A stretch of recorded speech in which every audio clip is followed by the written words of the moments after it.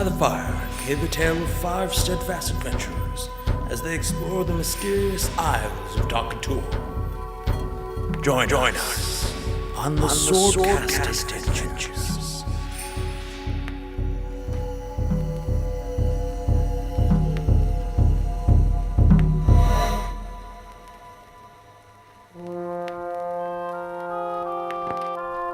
Great Protector, what is it you need me to do with these people?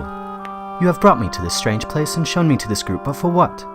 You have given me this second chance to help these misfits? But what are we after? They don't even seem to know what they are looking for or why. I have only spent a day with them so far, and they seem unorganized and somewhat aimless. They bicker and seem to know nothing about each other.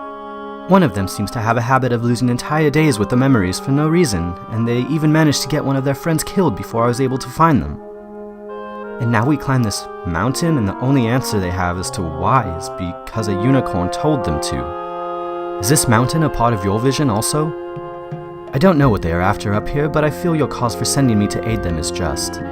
They certainly do need someone to look after them. As you look over me, I still don't even know who or what you are, or why you have chosen me for your plan. I only hope they are able to learn to trust each other and rely on one another. They will need to in order to vanquish an evil as great as the one we are after. I pray that we are on the right path, and not wasting our time. Please, my protector, I am here for your guidance. I will be your guardian of light. If I am on the right path, please, give me a sign. Thank you, Amelia. And so now, as your eyes start to adjust to the light, as this ruckus occurs high above you, you find yourself out on the edge of this small carved path high on the mountain. The winds whip around you, and again, bits of stone start to tumble down as you look up to find 2 beasts entangled mid-air, crashing into the stone, fighting for dear life. One larger than the other. One feathered in almost its makeup, the head adorned in antlers. The other large, almost lion-like, with leathery wings and a long spined tail. So 2 Final Fantasy monsters. Yeah. Okay. So Red 13's ultimate form. Oh, snap.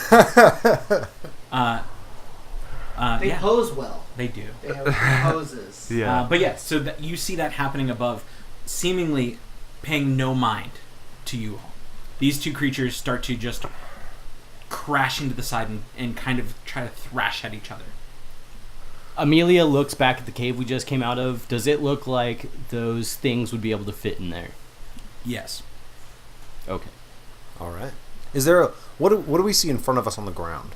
In front of you on the ground is a rise that sits about a good 20 feet up to the top, where you're at a decently wide platform, or just kind of carving stone way. But Okay. on the ground there are rocks and dirt. And are we encircled in mountain, or is it No, you are on the outside of the mountain, on the side. on the edge of it? So Yeah, we're if on you the go rock. too far, you'll fall off and that kind of thing. Okay. I mean, you feel free to look over the side if you like. I'll take my time with that. Slowly inch your way. Actually, you know what? This is a really good opportunity for me with my crazy good eyesight. It's I true. will go take a look. And Over the Well, edge. Yeah, Well, just all around. Look. yeah, all around. Okay, so roll a perception check. Then. What's the approximate incline of the stone around us? The one you're walking, as you walk out. No, Mike. How steep is the mountainside, basically? Above us. To go up. I would say, let's see, if we're looking at that's 90, so probably an angle of about 85 degrees up. So it's pretty sheer. 85 of 90. Well, Yeah. That's a wall. Jesus. Oh, Yeah, It's okay. almost straight up. I yeah. mean, I rolled a 21 Okay, I just want to clarify. for Yeah, objective totally. perception. you're also still just outside the entryway. Yes. But what you see for perception, Grimtuck, as you kind of look, first you look down Yes. and you see just sheer cliff, a few outcroppings that would just rend a body to shreds falling upon them, and you see the pathways you took from the ground leading up here. You actually can see about 100 feet down, you kind of see that curve you took around the bend to get to the entrance to this cave. Okay. But as you look up, you see a lot of rocky outcroppings high above. You almost see at the very end of this platform that you're walking on, of probably like 20 feet, maybe 40 feet ahead of you, there seems to be kind of a flat surface in a way, like one that lends to not these giant like jutting outcroppings. Like it plateaus, it goes up and then flattens off. It doesn't seem to flatten off. It seems to more be a solid flat wall that seems to have slight outcroppings, as though maybe like a place where handholds can be made, but like it's you're unable to tell exactly. But then above you sits caverns, other dotted holes carved into this, and there you see a few things. You see bits of like feathers and maybe manure or some other kind of feces just like stuck to the walls, as though large birds make these their home. Okay. Out the direction that we came from, along the path that we came, do I see anything going out that direction? No. Okay. Can we see like any other towns or villages Across the from way? At the very edge of your eyesight, you could see Greyhurst. Okay. Taking a hard look to the, effectively, if you're facing north at the mountain, if you look to the southwest, southwest, you could see a walled city way off in the distance. It's almost set within like the kind of haze and clouds that sits upon this, past the trees, but it's really hard to tell much other definition. Okay. And you can't see past it because you're on a flat wall. Yeah, fair enough. Sure. But you do see, again, a bunch of creatures kind of moving high above you. How far can your vision set you? Oh, I can see a mile. Okay. 1 mile. You can absolutely see up to the top. Like, clear. You see those two creatures roiling probably about, let's see how far they are from you. Rolling about, give or take 100 feet above you. Higher than that, you see a few others of those same smaller creatures kind of set just at the edge, kind of looking out and peering around, their necks craning, their odd antler-like heads, kind of bird-like, but not. No beak. More mammalian features, but set upon this large bird. Then 2 rocks, one at about 140 feet, you can see, and then about 265 feet above you, you see 2 more of those large, spined, leathered winged beasts kind of perched high above these outcroppings, not within the caverns, but kind of set to the side, waiting, almost like prowling near these caverns. Great. That seems like a bad idea to try and climb that rock face wall. I'll let you guys know what I'm seeing. Just relay this. Could I roll nature into the... Sure. I mean, especially the ones that are like fighting each other right now above you, they're set only about 100 feet up. You can easily see them. So does it seem like a fight for territory or like I'll roll on that food too. or... How about one of you guys helps the other or gives the other advantage to talk to kind of figure it out together? Take it. Okay. 18. 18? So let's start with what they are. So they're a monster called a Praeton. The large bird-like creatures. They have an almost elk-like head with long, gnarled antlers. But the rest of it seems almost like harpies of old Grecian mythology, like large bird-like feathered bodies with huge taloned claws. And then the other thing, a manticore. Both of these things have been told in either of your backgrounds. You've heard about these, possibly even seen them. Aggressive, territorial creatures. They sit with these large tail spikes that they can use as almost a ranged weapon, and their wings and claws are just as deadly as anything else on them.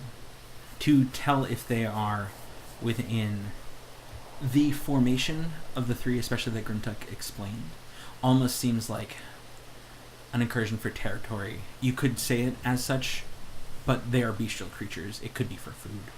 Okay. So you do notice that the other 2 sit idly by as the third one takes on this first of the Praetons. The 2 manticores sit alone. Yeah. And the other Praetons sit perched now looking out. You see in total around you As far as you can tell right now, there's probably about 5 of the Pratons and 3 of the Manticores. Okay.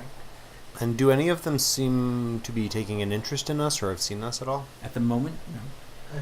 I feel like we should get their attention to see if they want to fight us. It's much better to have them down here than it would be on the wall. We have no room to maneuver. We would be sitting ducks. We can go back into the cave.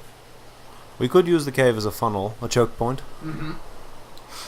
I mean, it's better to find out now than find out the hard way when we're getting picked off the wall and dropped on the rocks below. And what if we get their attention and they do nothing but sit there and watch us?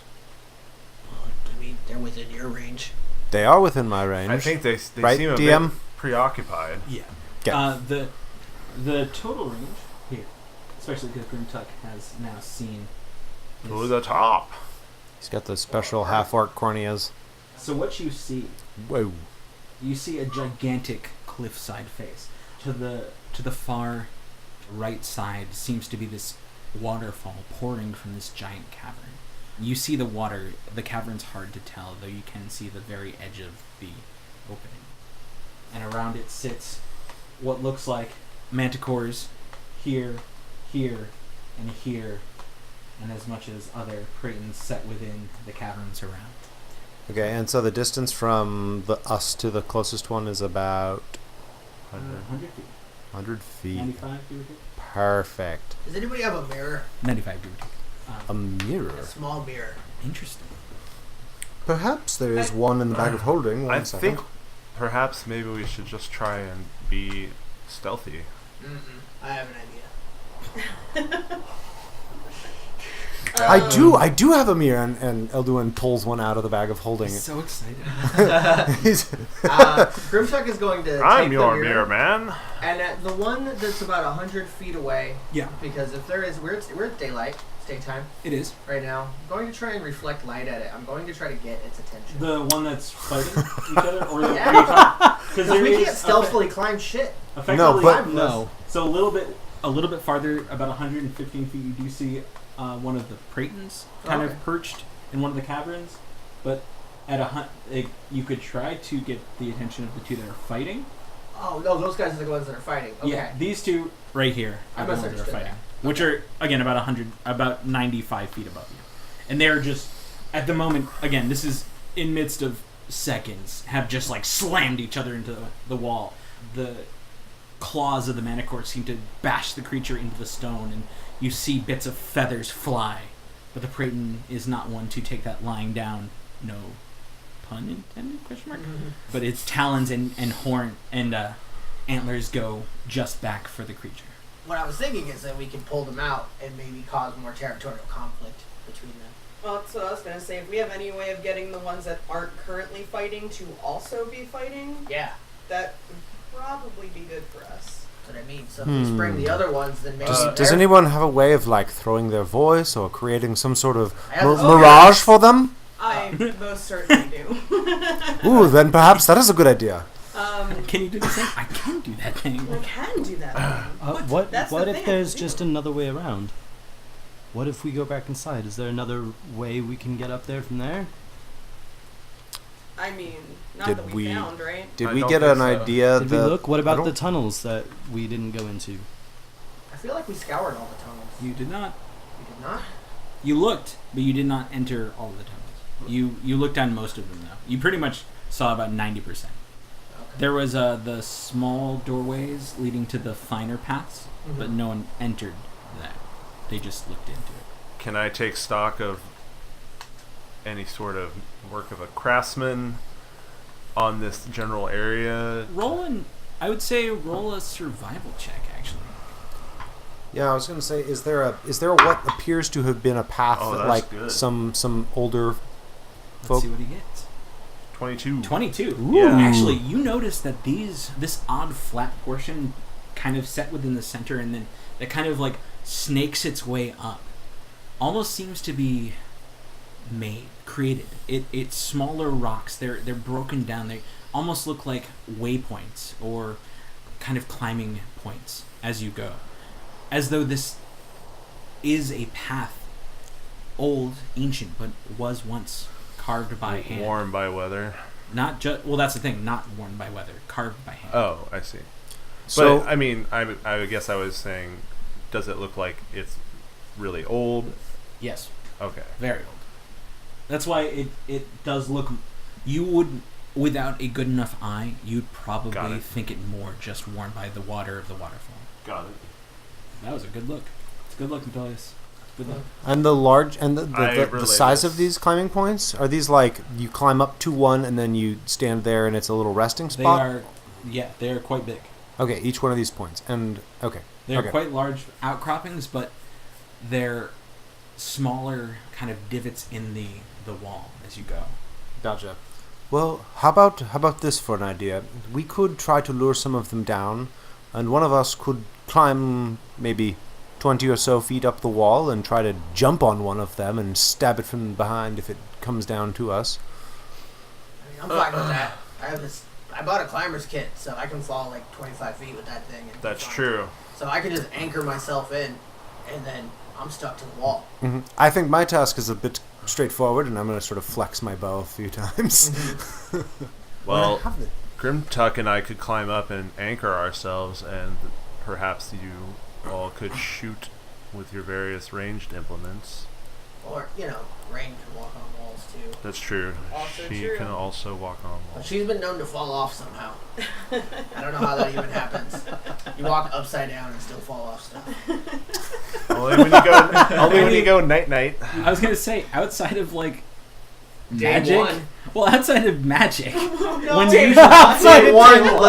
Let's not forget the climbing contest. hey, I'm just saying, outside of like magical effects, most people who walk upside down on a ceiling fall. So like, that's actually just like splendiferous. People don't forget Rain. There's so many factors that could count for it. Yep. Wow. Read into it how you want. Wow. I'm game to try that scenario if you are Grimtuck, but Well, I think ideally it's just to try and lure them out to see if they even want to try and kill us. You also now see the two fighting peel off the wall and again begin their assault upon each other. As they do, Manacor throws the Praeton across and they move over to this area, which is just still about, I would say probably more like 80 feet from where you are, but they still are enwrapped in this kind of continual throes of combat. Now you see bits of red splashed against the stone, but they still both very much are against each other and fighting hard. Yeah, okay. So Grimtuck is going It to don is. his climber's kit while he watches this animal bloodbath. Animal bloodbath. Right. Animal bloodbath. I still think we can get by them with that. They seem very preoccupied. I don't know. I like the idea of fighting them on ground where it's not us stuck to a rock I mean, wall. yeah, we're gonna be stuck to a rock wall regardless. I know, but everybody else isn't. Yeah. So, All right, after you, I'll take your lead. all right, cool. Throwing on the climber's kit. Okay, so you throw on effectively climber's kits set with what specific? They're set with pythons. They're set with rope. I'm guessing hammers. Titans, boot Yep. tips, gloves, and a harness. So you do, and a harness. Yep. Yep. Okay. For some reason, I was reading something. The harness wasn't there. So you can use an action to anchor yourself. When you do, you can't fall more than 25 feet from the point where you anchored yourself. You can't climb more than 25 feet away from that point without undoing the anchor. As long as the python holds. Yeah, it's true. But I don't think these things are intelligent creatures. So, no. I mean, they're fighting on a rock wall over nothing. So, you take your moments, both. Manticores are capable of speech. Oh, well then, tell it to lick my balls. Well, you don't even have to waste 10 minutes to tell them to lick your balls. Just use some of that diplomacy you used on the bandits. Hey, it would have worked great. If Eldon had shot the arrow like I asked instead of asking about shooting the arrow, I think it would have gone a lot differently. So, Grimtuck and Metolius both don their climber's kits, correct? Yep. Mhm. You place the harness on the kind of clawed boots that sit on the tips of your boots.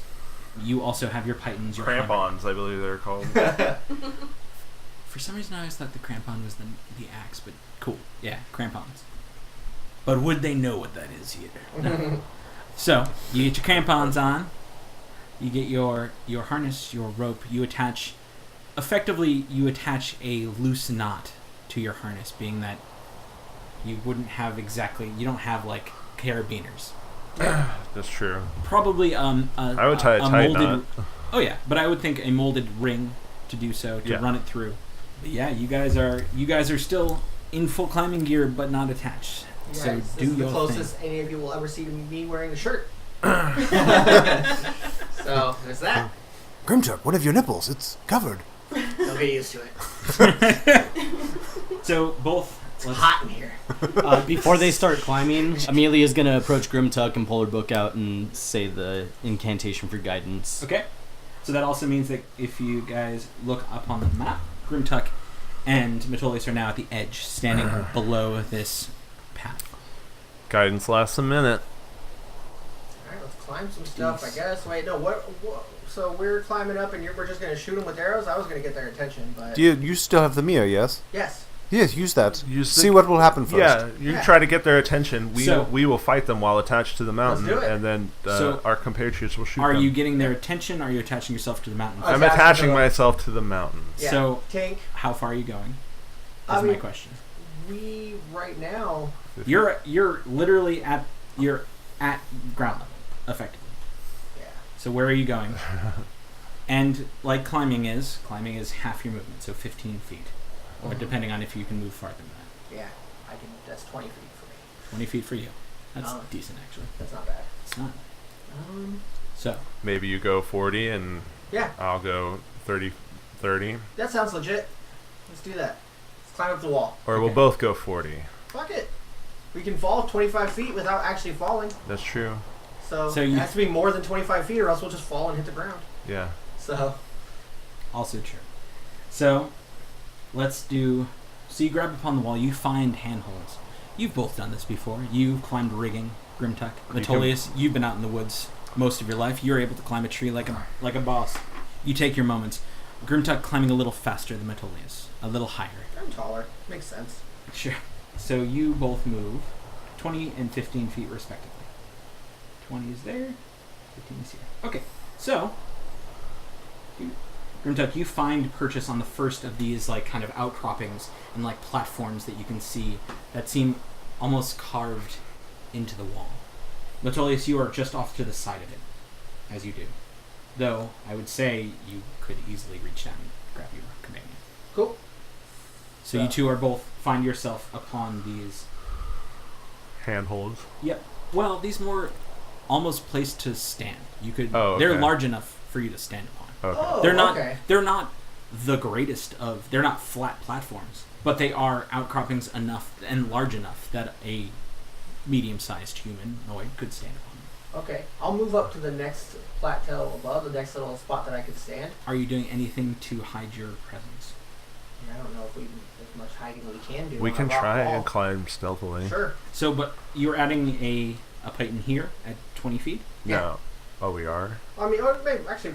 Because if we would fall and hit the ground, we want to go higher. Yeah, that's true. So Okay. yeah, I want to start him at 30. Okay. So if you want to be stealthy about it, go for it. I say we both go 40 feet up. I'm cool with that. Sweet. Stealth, I got 17. I got a dirty 20. A dirty 20. Yep. Word. Those are both very decent rolls. Don't forget, you have guidance too. Oh, what does Also that do for me true. again? It's a You get D4. a D4. That's right. But- Sure. It's only one use though, so you could. Oh, it's only one use? Yeah. Yeah, never Yeah. mind. Then I'm going to hold on to that. But it's only 1 minute though, right? Yeah. Well, Okay. then what did I say mine was? 17? Yeah. 21. What was yours? 20. Cool. Okay. So you both make your way up to the 40 mark and find another small outcropping to set upon. Now, adding an actual titan into Yes. the wall, Yep. leaving a nice trail of rope down to your party members. Mm-hmm. You stand there. You see the Praeton off to the side here kind of make motions to like look out, but then is distracted by the two creatures brawling above you. I would like to. That's the one that I want to get his attention. That one? The Mhm. one, okay. The one that's off to the edge. Sure. Over there. That's To fine. see if I can draw him into the fight with the bigger creature. Sure. So if there's any way, like of course, if there's like an outcropping I could even hide behind, that would be ideal, to where I can just kind of lean out and sort of angle the mirror. I gotta shine the light on the manticore as it fights the other thing. Well, Go to here. I'm going to distract it to head up in this direction, and hopefully, when the manticore sees another enemy entering the fray, then it'll react on its own. Yes. So, Sort of like a laser pointer cat situation. bingo. Got it. I think that would work much better on the Manticore, but let's go for it anyway. Being that they're kind of part cat. Yeah. Okay, so I roll. It's weird to say, but an animal handling check. That's fair. Yeah, that's fair. Not great. I got a 6.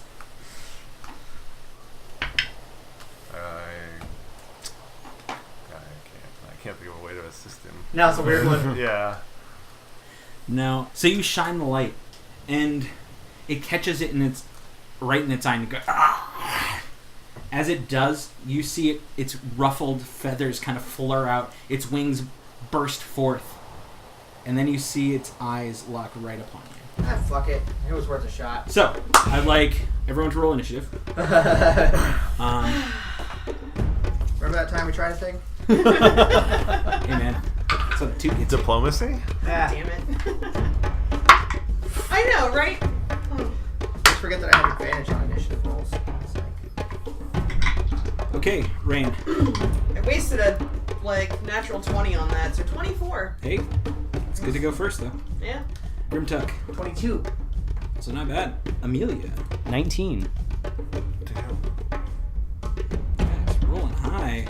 It totally is. 15. What up? That'll be like the last one to go, though. Helduin. 9. You spoke too soon, my friend. Yeah, which is weird because I feel like I would have had a bow trained at one of them, but I didn't say that before you said roll initiative. So Is it your feels new like bow? I haven't spent any time with it. I grabbed it and we walked outside. So we're gonna go this way. So you guys I'm can see regretting that, Rain. but Who got the spear? I don't know. This guy. Yeah. I think the spear went into the bag. Nope. Oh, Metolius no. has Metolius it. grabbed. That's right. You fucking folded this so weird. God damn it, I Grimtuck. made a little lip for it, so it doesn't touch me. It flattens out of the top. Folds over a small piece of cardboard. Hey, just because you can't figure it out. Motherfucker, you're hanging out on a wall. Don't give God a lip. MacGuffin. So then we got baddies and other baddies. You'll know which is which as soon as they. As soon as we get there. Okay. So, as that happens, you see the creature's wings furl out as it begins to take flight. But it is Rain's turn. Rain, you see Grimtuck high above you, shine a light at this creature, and it twitches and unfurls its feathered wings and readies to fly. Okay, and this was not one of the ones that was already fighting? No. Okay. You'll went off to the right. So how far away from me is it currently, footage-wise? Oh, like 100 Footage-wise, wow, I can actually do it for reals. I think. It's 125 feet. Oh, I'm not going to be able to do shit. Okay. I had a thing I wanted to do, but my range is not going to allow me to do it. Should get you a longbow. Oh, it wasn't a bow I was going to shoot. I Uh-huh. guess I believe she was going to scream really loud. Yeah. something like that. Yeah. I'm going to, I guess, walk up. I'll dash as my bonus action Okay. for cunning action, which means I can go 60 feet. Sure. So from where you So pretty much I just want to walk up the wall and going towards your companions, or did you want to go somewhere else? I guess more towards behind the manticore, Okay, so more like 60 towards feet his back, pretty much. this way. Yeah. Okay, you can actually get pretty damn close to him. I mean, there's ideas, and then there's the rope running up on a manticore on a vertical wall. I mean, but I'm not running it. This I'm is not, 60 feet right here.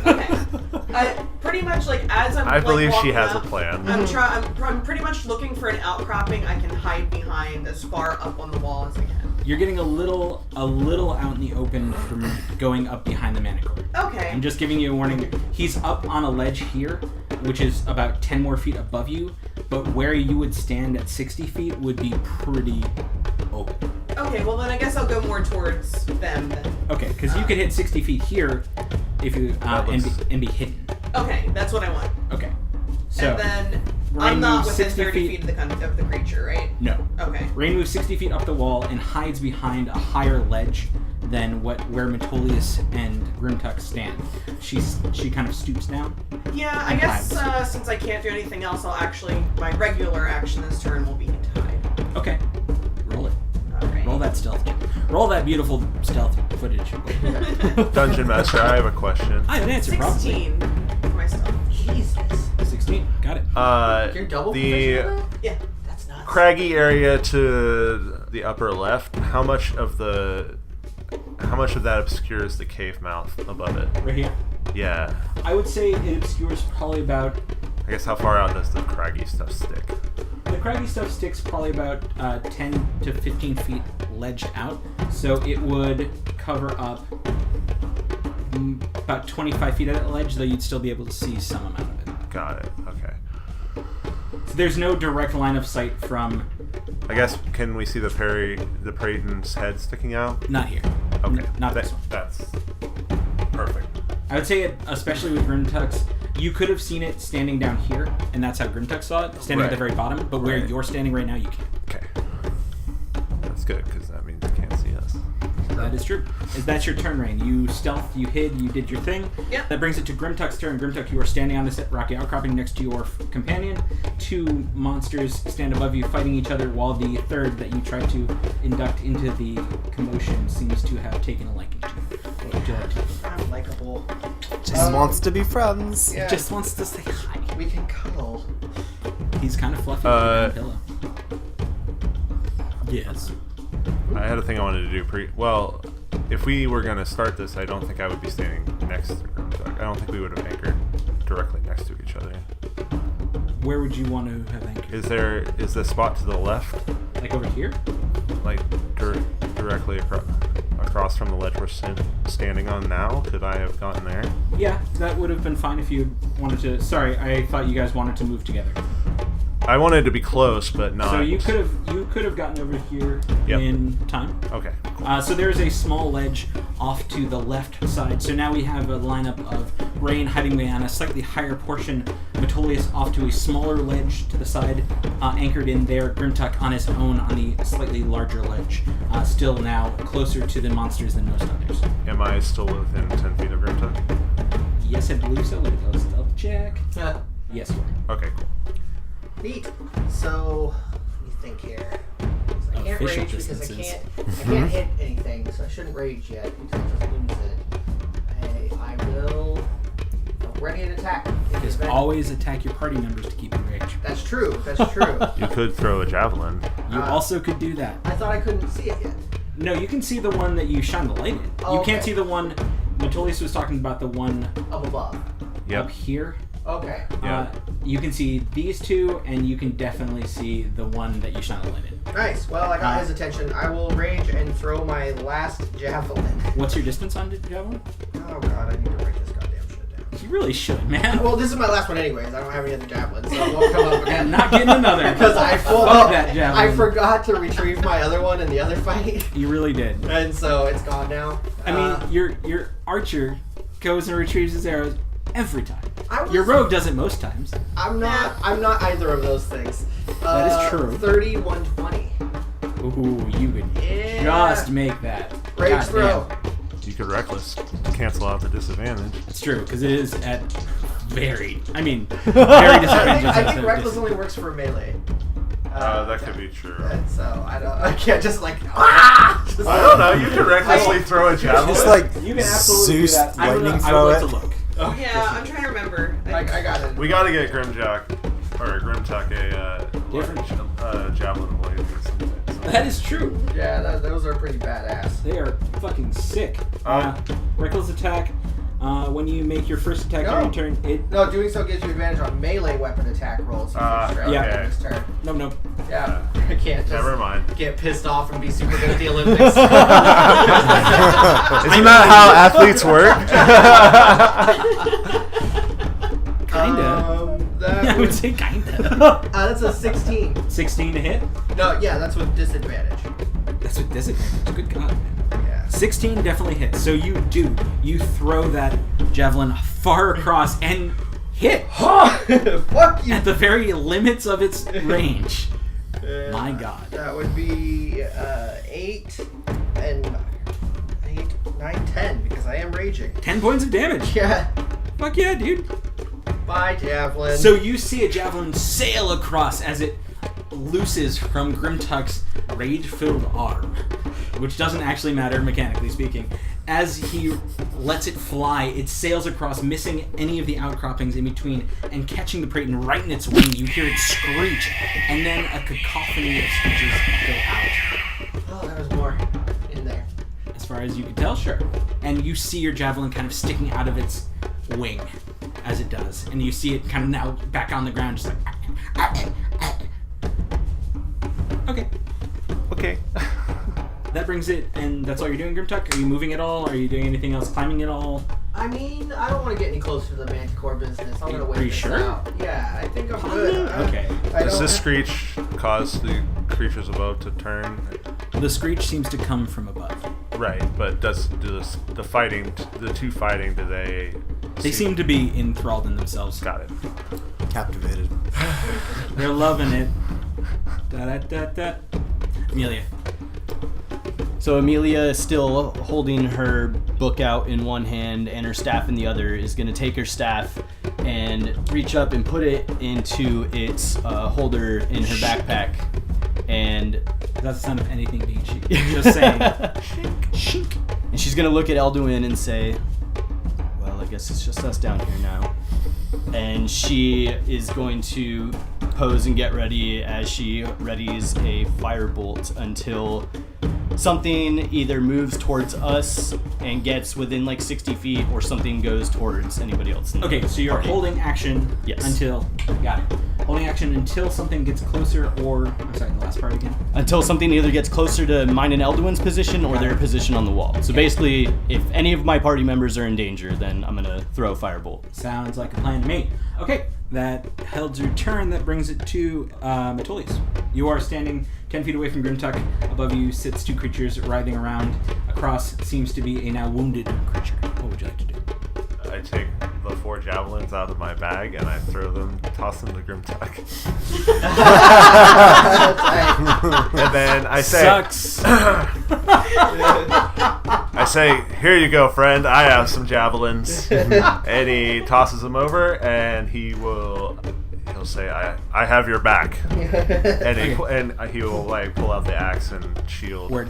And try to be not like standing, but sort of in like a crouch, like Readied but not exposed. An athletic as best pose. yeah, As best as possible. yeah, Hugging the wall a little bit. definitely. Sweet. Back against the wall. Well, I want to be prepared to like jump away if something comes Okay. like Yeah, down at me. I'm definitely ready for I'm kind of facing outward. I feel like we're gonna do a lot of like pendulum I kind mean, of shit. It's gonna be like If you Cirque du didn't Soleil know- in here. No, Damn I was it. thinking more That like, was mine. I was thinking more Crouching Tiger, but you know, Yeah. yours is good too. Nah, you two are too pretty for Crouching Tiger. Right. If only one of us had jump spell. Great. Okay, so basically holding action until something gets closer to you? Yeah, basically an attack, I guess. Or an attack action. Okay. Yeah. Word. Elduin, it brings it to your turn. I would like to pull an arrow out, Sure. aim it at this thing, and fire. At the one that was already injured? Or the one that's... Well, the one that was injured by Grimtuck, or the one that's being harried by the Manticore. Injured by Grimtuck. Got it. And I'm going to roll with sharpshooter. Sharpshooter. Oh, wow. Okay. Out of curiosity, what is the distance between that one and the two that are tussling? The difference between them is not move the creature. Distance, thank you. Still getting used to this. It is 95 feet. Okay. Does an 11 hit? An 11 hit the one that was already injured. It does not. As Okay. you fire your arrow, it flies wide. The creature kind of as it dodges out of the way. The arrow skitters to the ground and falls off. You see it. Fair enough. I'm going to fire a second arrow. Got it. Same thing. Yep. 12? Once again, Yeah. closer now. You see it catch a few of the feathers, but the creature is able to move out of the way. Yeah, I'm just gonna pass. Rolling Okay. hot, fiery garbage. Hot fiery garbage. Got it. That brings it to its turn. So, it is going to... You see it reach down with its odd, almost... What's the word for deer? river sign that's bear. It doesn't really matter. I just wanted to know for flavor. Deer-like. Deer-like. It's deer-like. It's buck-like head. Yeah. Reaches down and tears the javelin out and just spits it out. Not actually making the noise, but it then unfurls its wings and lifts off, now traveling at a hairy clip straight towards our fair Grimtuck. It is going to move 60 feet in that direction. So it's going to move 60 feet towards you. It is still a ways out. You see it kind of flapping as it gets closer, which means, Amelia, if you wanted to take your action as it is going closer to you, to your party members. 27 to hit. Definitely hits.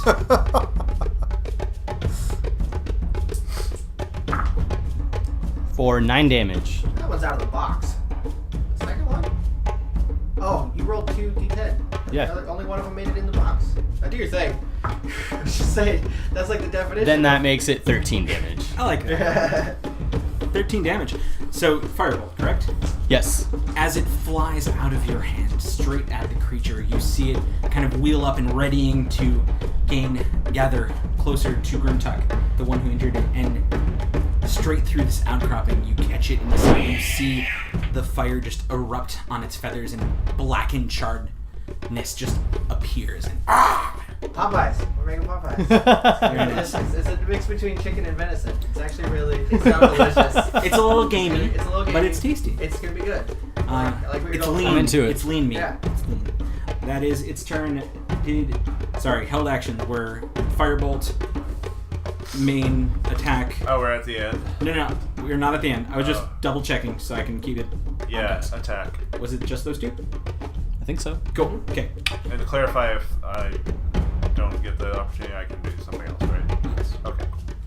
You can you can change it to doing something else. Okay, Yeah. cool. I do have a backup thing to do. The creature that is fighting with the manticore takes its moments, and now you see it kind of push off of the manticore. Its wings spread wide, and as it does, you see its head barrel down at the creature. Nature, y'all. Yeah, dude.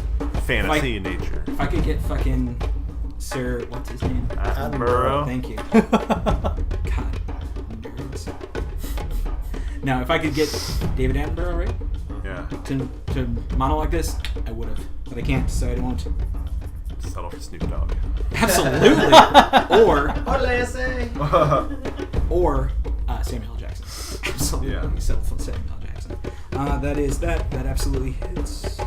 Okay. That's for that. I know, right? Fucking, I can do it. It's fine. There's no dragons in here. You see This is all math. gnarled antlers catch into the chest of the manicore, and you see a gout of red blood just spew out of it as it roars. This giant, kind of almost lion-like roar, but malformed and ugly. Next, it comes in with the two talons on its feet. Yep, it does that too. And the two talons gore into the manticore as well. 7 points of damage. You should have just sat and done nothing and watched the DM play with his monsters. Just let it play out. Yep. We'll get some rations. We'll kick back. Yeah, guys. Eldwin could have sketched it. Yeah, just drawing.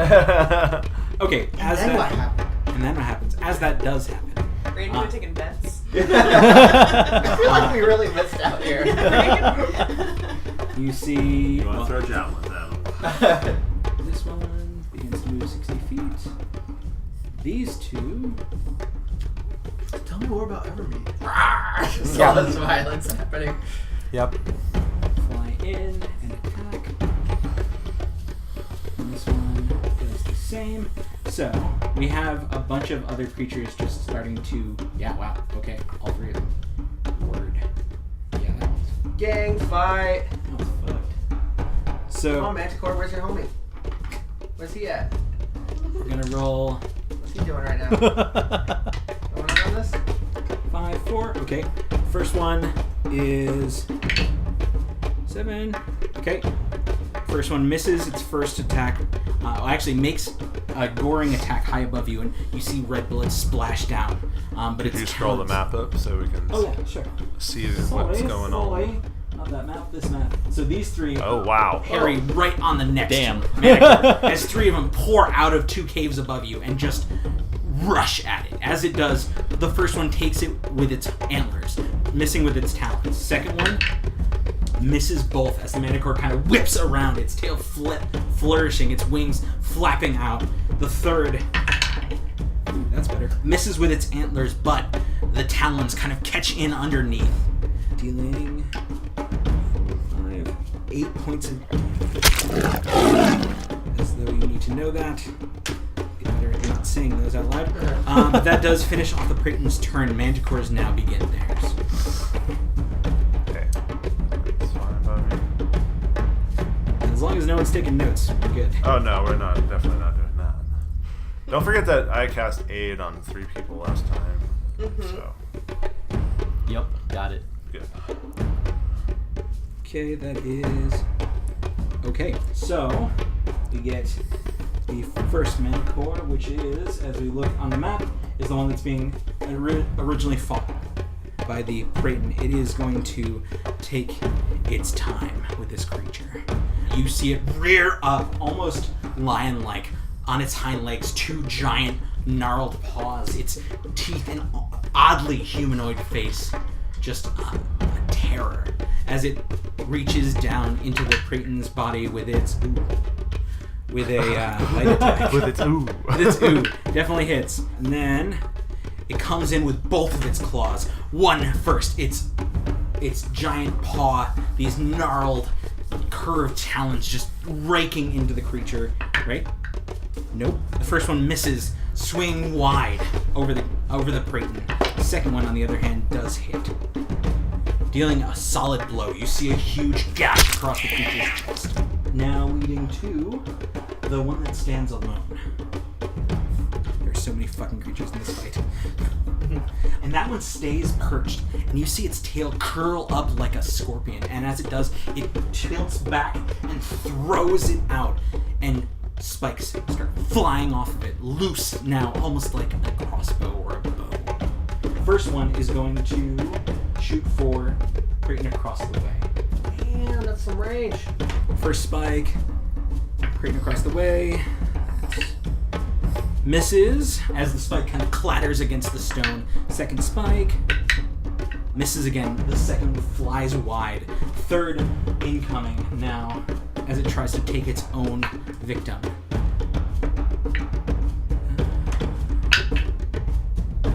And again, all 3 miss completely. As its spikes clatter down, you see it falling around you, kind of almost pachinko-like as it bounces off the stones.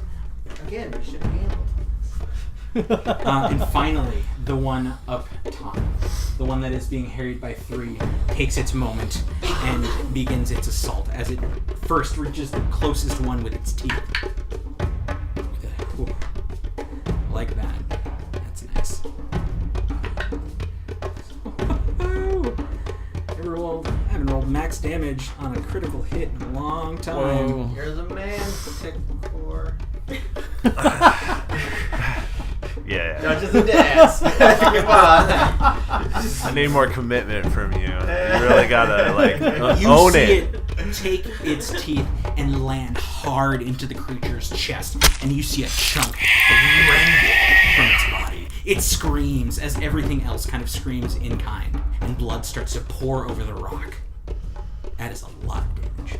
But the second it sees its target, it knows now which one to take out first as it takes its claws and reaches towards it. Misses with that one. Doesn't miss with that one. Takes its time with the creature, and you see it once again take its large clawed paw and just tear into the Praeton, leaving it a bloody mess, standing still and moving, but not looking very good. That does finish out the round. Top of the round. Metolius, you wanted to do something at the end of the round if you weren't able to. Yeah, I will bless. Hashtag bless. Blessed to be stressed. I will bless myself, Grimtuck, and Rain. Did you need to be 10 feet or? No, this is 30 feet. Okay. So I'm not even gonna check. That is, you are absolutely Yeah. 30 feet away. Whenever you make an attack roll or a saving throw, you can roll a d4 and add that number to the. So that's all three of us. Is that just once or for a period of time? This is for a minute, Nice. as long as I can maintain concentration.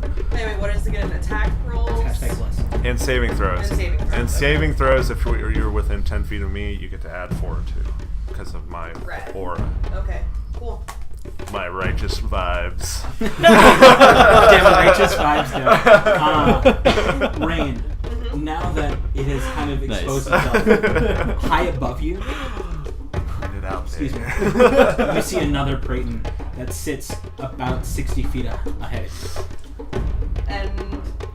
And that one is not engaged in fighting with anyone currently? No, it is the one that was dodging like the Matrix when it came to tail spikes. Okay. You did feel a few tail spikes clattering around you. Does it appear that it's headed for the Manicore?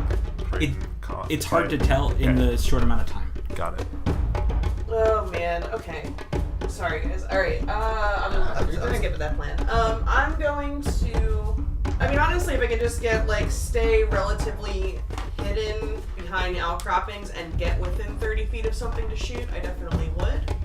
You could kind of get here and get a better vantage point. You could go 30 feet ahead of this, up the mountain, and still kind of sit behind some rocky outcroppings and get a better vantage on the one that you now can see better, if you wish. Otherwise, you'd be traveling through a bunch of rocky outcroppings, which you wouldn't get a good vantage point on. Right, okay. Actually, what I think I'm going to do is I'm going to move up and I'm going to try to get within 30 feet of the Praeton that's above me, the one that just had the tail spike shot in it. Yep. And I'm going to shoot it with my hand crossbow, hoping that it thinks it's one of the spikes. Ooh, okay. Sounds like a plan. So you move up to here. So Rain, you're there. That's 30 feet from where you were. You are 35 feet away from the creature. Okay. That's still disadvantage for my hand crossbow, but You can move more than that if you wish. would it put me, far more out of cover? You probably have about 10 more feet of cover before you are officially just, exposed. Okay, well then, can Especially I move 'cause 5 more you're- feet to get within not disadvantage for my crossbow? Which is 30 feet? 30 feet, yeah. Yeah. Alright. So, yeah, I'm just gonna shoot it. Okay. Take your shot. Take the shot. 14? 14 hits. Nice. Alright. 7 damage. 7 damage? Yeah. Okay. I would say you have no idea if it does think it's a tail spike. But Right, you yeah. hear the creature kind of make that oddly bird-like squawk as you see your bolt pierce. Yeah. I guess, yeah, in character, my intention was, hoping it would think it was one of the tail Just spikes, kind of throw so an it arm goes around the and side and attacks, take a far shot at it. attacks the thing that, the Manticore instead of us, pretty Okay. much. So, do it that way you will. I absolutely will. If that's your entire turn, Grimtuck, it's yours now. Alright. You have, I will say, as a free action and without comment, you absolutely caught all 4 javelins, and now you have 4 javelins. Boom! Nice. Hey, look at that. I erased All them right. and then wrote them right back in. Whoa! So- Why did you erase them? I would say they were bundled. Sure. But I didn't make him try Roll to for catch it, yeah, so- I get Yeah. Yeah, it just works. So you just throw them at me, punk. Oh. Fall Ah. down, stab your comrades down below. Thump, thump. What the fuck? Yeah, I'll chuck another javelin at this guy. Be raining Yeah. spikes upon you. And it is no longer at disadvantage, correct? Because it is within range. What is your range? What is your range before 60, I disadvantage? think. 60, 120. From you standing, it's still 65 feet. From where I am? Yeah. Alright, cool. So you're still rocking disadvantage. Disadvantage plus D4. You could You can always run 25 feet out on this rope. you could start your pendulum matches. Yeah, I would have. I want to save that for more epic battle axing. So. I believe that's called fair. swashbuckling. Yeah. Mountainside swashbuckling. Right. I'm holding off on that one because I can't hold action and wait for it to get to me because I'll lose my rage, right? Yeah, that's it. correct. So yeah, fair. It is true. It is what it is. That's not great. That's not bad. You get that a D4? Yeah, it did. It's Okay. 19 actually. 19 as your disadvantage? Yeah. Oh yeah, you hit. The other one would have been way. No fucking question. Yeah. You hit. And then. Nice. 11 plus plus 5 is 16, plus 2, 18 damage. Yeah, you as it starts to flap and begin its motions towards you, you thrust your javelin forward out of your hand, and as it soars through the sky, you question whether it could hit, and it lands perfectly, sticking the creature, impaling it right through the chest, and you see the creature screech, and then the wings go limp, and the creature falls. Nice. Yeah. Metolius, I lost your javelin. It's all right. We can buy more later. Fair. Boom. Yeah, and both Amelia and Elduin now see this creature tumbling down, hitting rocks along the way, and you hear it become a squishy mess by the time it stops. Though a nice little line of red layers the canyon now. Awesome. I mean, Yeah. that is Grimtuck's turn. Grimtuck, are you moving at all? I'll climb up a bit. How far you go? I'll just go. Is there another landing within? You got 20 feet of movement. So These guys still don't Here. notice me. I don't want to go closer to them. you can go. I mean, you can go either. I'll go up and to the left. There? Yeah, right there. Okay. To where I will be above Metolius but below Rain. So basically, you climb where Rain initially started. Uh-huh. As you climb to the top. Would I be able to throw another python in? Is that That's an an action? action. Okay, yeah. So you now stand ready to make that action if you wish Okay. at a next turn. Or at a I different rage put it in. Fuck it! No. That Take brings- your python out. Or Huh? are you connected? I think I'm still connected. We were Okay. connected to the same point, he is still right? connected. Okay. Yeah. I would say if you're taking your python out, that would be something I need to. No. Need I'm to- still connected to the same python you were. We were connected on the same one, just navigated away from it. That's why. Oh. That's why it was weird. If you guys can have separate pythons, Yeah. you have climber's kits. I so- assumed we were doing separate pythons. Oh, okay Same. then. So you both have your own. Now Grimtuck's is kind of angled. The rope hits the python and then angles at a. Yeah, so I'm still connected to the one I was connected Got it. to Yeah. before. Got it. That's what So I'm you see saying. a rope hang above you, Yeah. where Grimtuck now sits, All right. out of your view, effectively. But it does bring it to Amelia's turn. How far are the two that are fighting from us? The two that are fighting from you are where you are 80 to 85 feet Okay, and what about the one that's above Rain? above Rain. The Praeton. The Brayden, There's only clouds above the rain. 125 from where you are. Yes. Amelia is going to look towards Elduin and say, "What do we do now? They're very high up."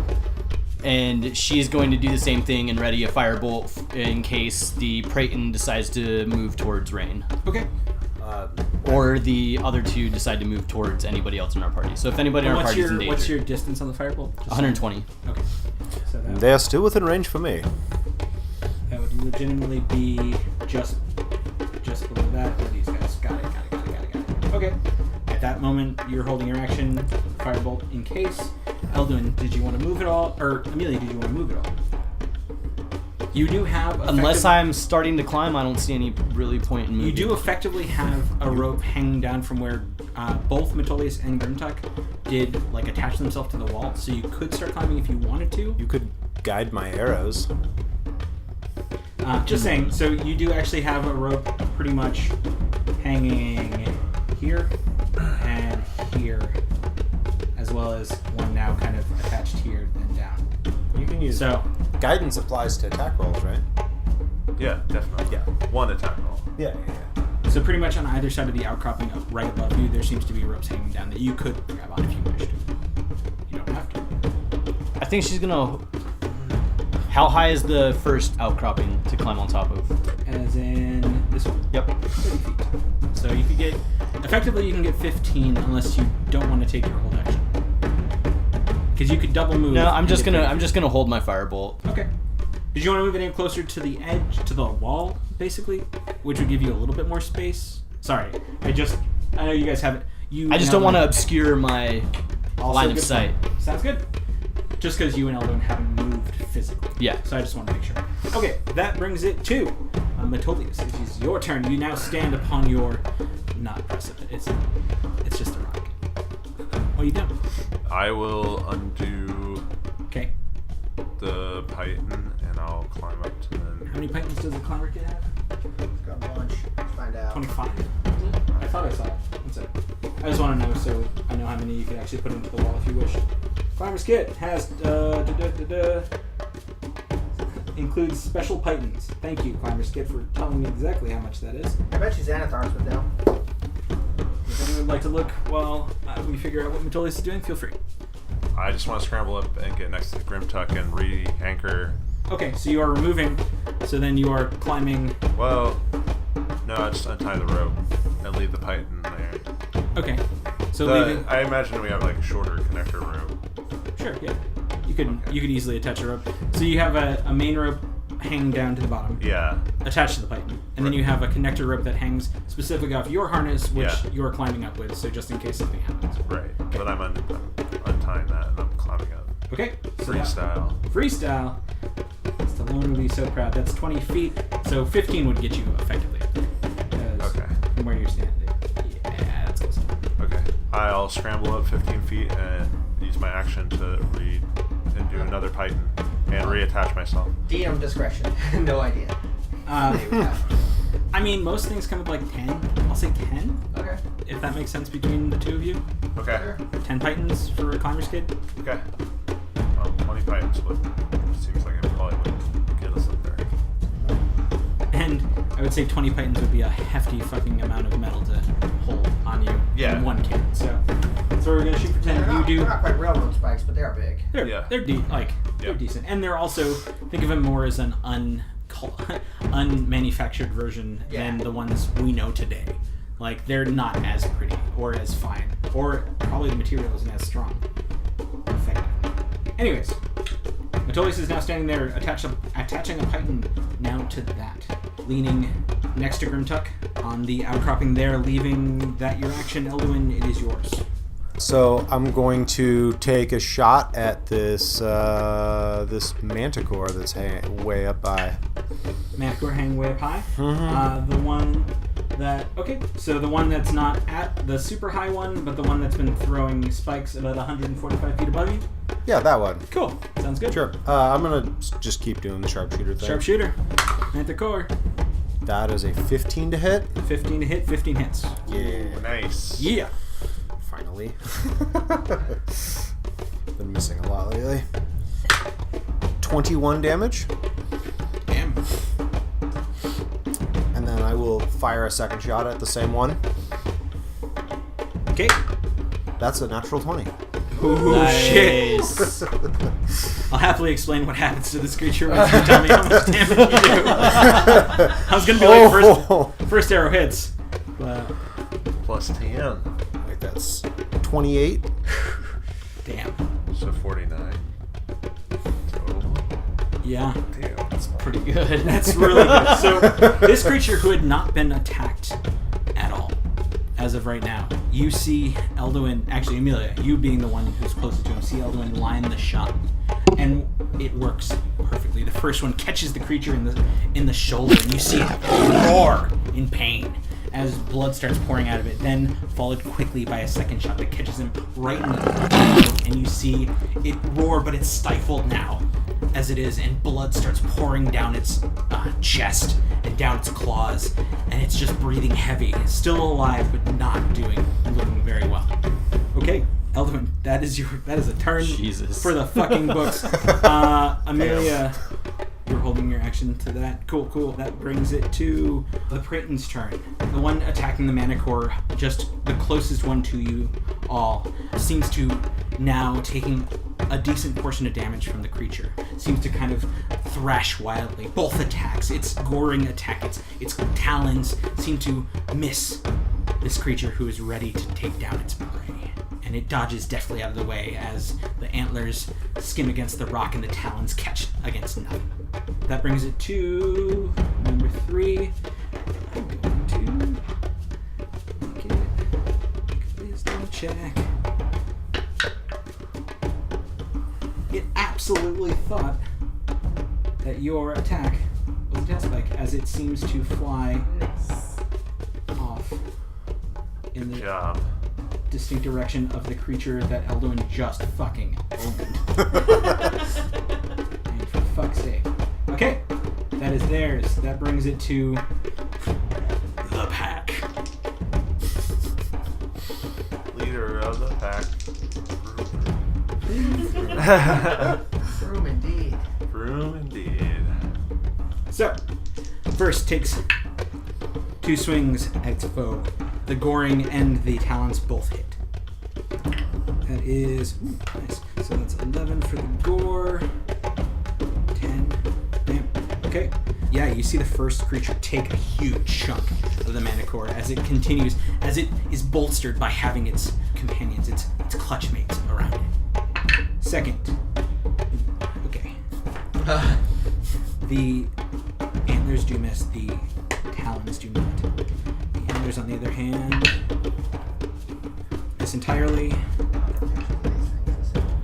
So 5, 6, 8. So the talons catch flesh and rend a piece off. You see now leathery skin get thrown to the side as they're harried like birds, just ripping apart its prey. Last but not least, antlers once again miss the creature, its tail kind of whipping it out of the way, almost deflecting it with an odd amount of intelligence. The second, though, the talons catch hard into the creature's body. 3, 6. Okay. The higher Manicore stays firm, is not downed yet, but is definitely taking a good portion of the damage. That is all of the Prick's turn. That brings it to the Manicores. So, the first is going to take a wide bite at this creature and hits. Dealing. You see the Manicore above you all take a moment and kind of lock eyes with this Triton as that it's been fighting with, and finally you see it like a cat with a bird in its mouth. As it does, it tackles the creature down to the ground below its feet, and you see one fell grab of its throat, and it rends the teeth and the throat of the Triton, pull it forth from its neck. Yes, that's what I said. And the creature flails its wings wide, and then it stops moving. And then, as a second stroke of motion, you see the Manicore now noticing other tasty morsels as it begins its descent. Yes! Effectively. Bring it. At this moment, I would say, Amelia, your spell would go off before it continues its motion, because it does begin to move forward. That it does. Get it. Get it. So this one is a dead. That's an 18 to hit. 18 to hit, 18 hits. Woo! I saw that over here. 23 damage. Woo! 23 damage. Spicy. Holy shit. Spicy. Yeah, you see it start to make its way down towards your companions, and your arm goes up almost instinctively, and as the flame, the bolt of fire flies from it, you aim true and catch it right in the chest. Flame explodes around it, and it screeches as its odd kind of mane-like protrusions around its neck start to catch and burn and blacken and melt. But it continues. Awesome. Okay. It is going to take the next two, and you see, Metolius, this thing coming straight for you. Does it get in melee range? It does. Oh, cool. Sweet. As it does, its leathery wings outstretched, flapping once, almost making a dive attack. Not mechanically, but almost making a dive attack as two... Starting a dive. Well, as two claws outstretched try to rend at you. Take its last two attacks. First, natural 20. Second. No. I'm gonna luck that. Okay. Good call. I'll decline. I'll decline that critical, sir. Okay. Jeez, Metolius, you're so Natural lucky. 2. You're so lucky. So you look at it, and as you see its claw ready to catch you right Not in the today, side, Satan. You take your shield and bat it out of the way, changing fate. Effectively.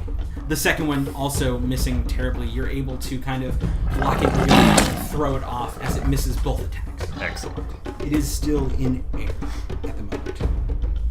Because that's as far as it can go. And it can fly. Second is going to take this moment and notice that it is not doing as well as it could. The second Manicore, the one that had missed with its tail spikes, in turn takes its initiative to fly straight at its prey, which it can't make it do. Which it's going to fly right next to its prey. No, it's not, actually. That'd be silly. Instead, it flies higher. It flies up to a higher point, up on these small outcroppings. As it rises into the air, it sets itself down, and then its tail whips down around the rocks as 3 spikes go flying at the other prey. Now within range, it does not get disadvantage. Tail spike. That hits. That hits. All of them. Blah, blah, blah. Blah, blah.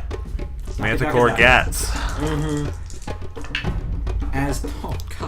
As 3 spikes fly out and catch this creature as though a rapid fire crossbow, almost setting into like your size of a basic, I don't know, like a 2-foot Center mass. Definitely hits center mass. Hell, could even be a headshot, some would say. But it deals 25 points of damage to this creature. Whoa. Yeah, which, ooh, it still stands, but barely. As you see it almost drop from its flight position, you see these giant, gnarled, barbed spikes sticking from its chest. It's barely hanging on, barely staying in the air. But then it goes to the beast above, which is going to try to take its actions out upon these damned creatures. God, playing too much Darkest Dungeon. First, the bite. First on the Praeton in front of it, the one it has been attacking so far. That will hit. So you see it reach out, and as it does, its large toothed jaws catch the gnash into it, and you see it toss it ragdoll down the mountain. That's interesting. Secondly, it wheels up with its claw, missing entirely as it scrapes across stone. Third, natural 20. Ooh. Roll a lot of those tonight. 6, 8, 23. Woo. So yeah, you see the second creature, it's on its back, dodge out of the way as its claw swings wide. The third, though, as it kind of dips out of its own brethren's trajectory, it seems to line perfectly with the claw of the Manticore as it catches into its center, and you see almost complete evisceration. You see bits of meat start to come out of large gashed wounds. It stands there now, twitching, but still holding on. Bringing it top of the round, unless, Nokias, you did your thing, Amelia. I did. Top of the round, Rain.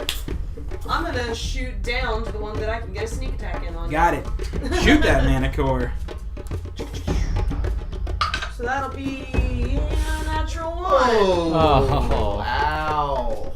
God damn it. Wow. Thing. That's a rough one. Let's go low. Okay, 39. that is low. Your bolt flies and catches into the odd outcroppings, sadly just springing off and going useless. Well, in that case, I will use my cunning action to continue to hide. Got it? Roll And stealth. That's about it. That's a thing. That's a something. If you were hidden, you would have advantage on the attack. So Didn't I you don't know. already have advantage because of the sneak attack? No. No, I don't automatically get advantage. Well, then you were hidden, so you can feel free to roll again just to double check. Sorry, Okay. Deal. in the middle of moving lots Yeah, of no, I creatures. got you. Alright. I left. It was still a natural one. No, it's not. You get to add a d4. Oh, I do. That's the thing I get to do now. So that'll be what?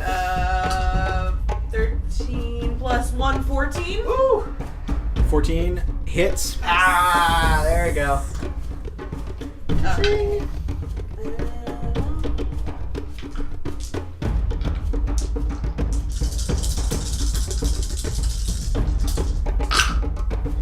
So 12, 15, 17, 21, 25 points of damage.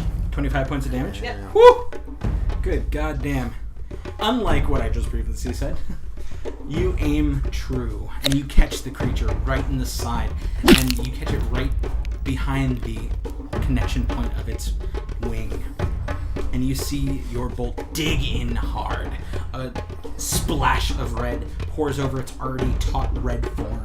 And as it does, this kind of glistening liquid, it screeches as it almost seems to falter in air, but hold barely on.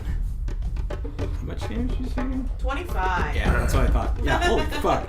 That's a lot of goddamn damage. Fucking Boom. 4d6 sneak attack. Yeah. Would you like to do anything else, Ray? No, I'd probably stay put and still, once again, use my cunning action to continue to hide. Okay, now roll for stealth. I'll take the stealth roll I technically already rolled, which was a 2, which makes it a 12. Sure. That works for me.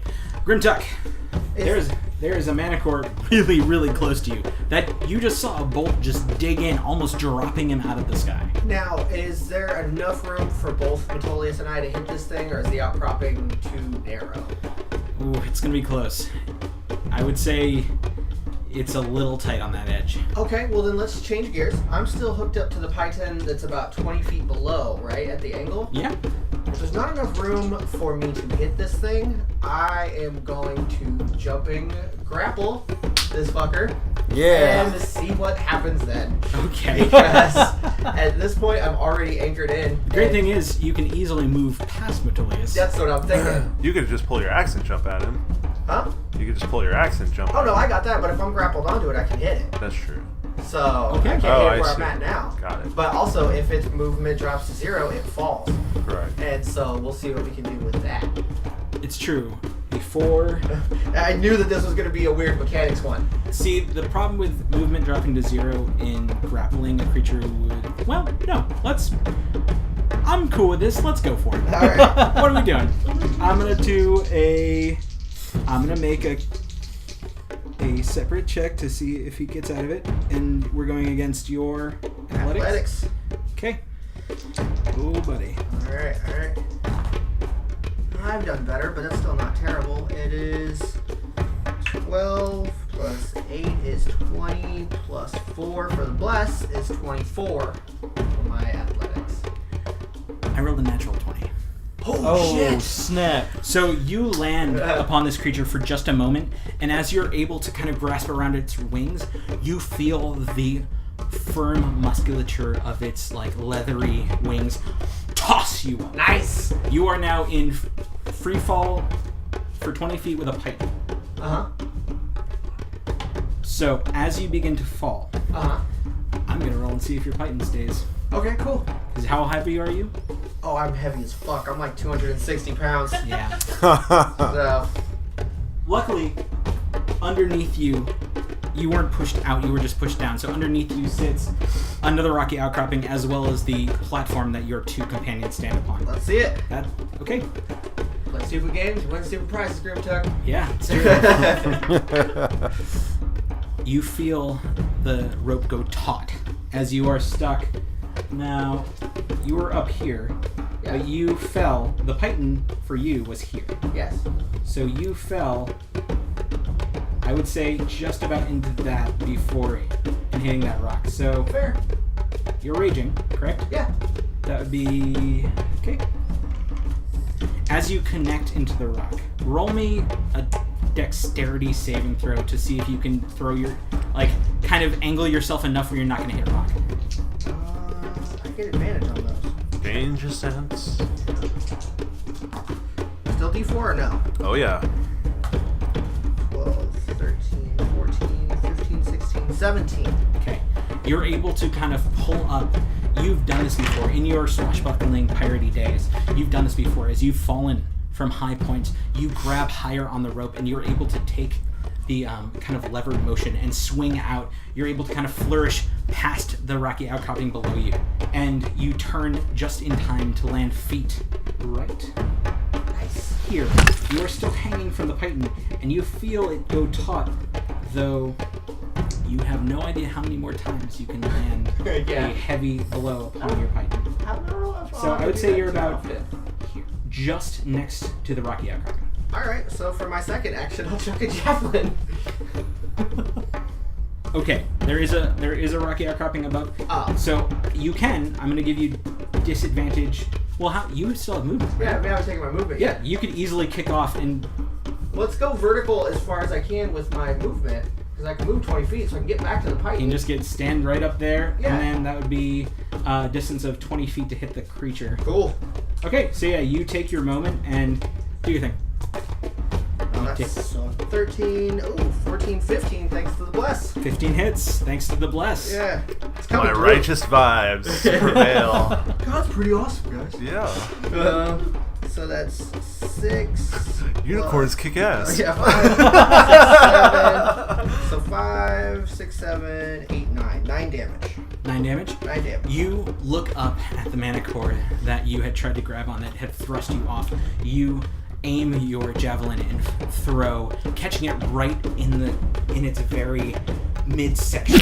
You see it kind of, and as it does, its wings go limp, almost like a cape flowing high above it as it starts to plummet down towards you. Oh shit! Roll a dexterity saving I throw. really didn't see that coming either. This fight's getting weird. Oh. You're slacking. I know, right? Does bless count for a saving throw? Yeah. Attack rolls and saving throws. That's what's up. So 16, 17, 18, 19, 20, 21, 22. 22? Yeah. So you basically take hold of the python and the rope, giving it a bit of taut, and lean back off of the side of the rock, seeing the creature tumble, crash into the rock next to you, fall down, crash in again. I would like Amelia and Elduin to roll a dex saving throw for me, please, as you see this large, winged, dead creature tumbling towards you. Get Metolius' javelin! I'll make sure I don't have any weird elven things about 15 for Amelia. Okay. Oh, just man Yeah. with a bow. it. 10. 10. Oh. This is not a directed creature. This is tumbling down. So you both kind of dive out of the way as this large, just hunk of beast crashes into the ground and kind of splatters. Both of you are missed.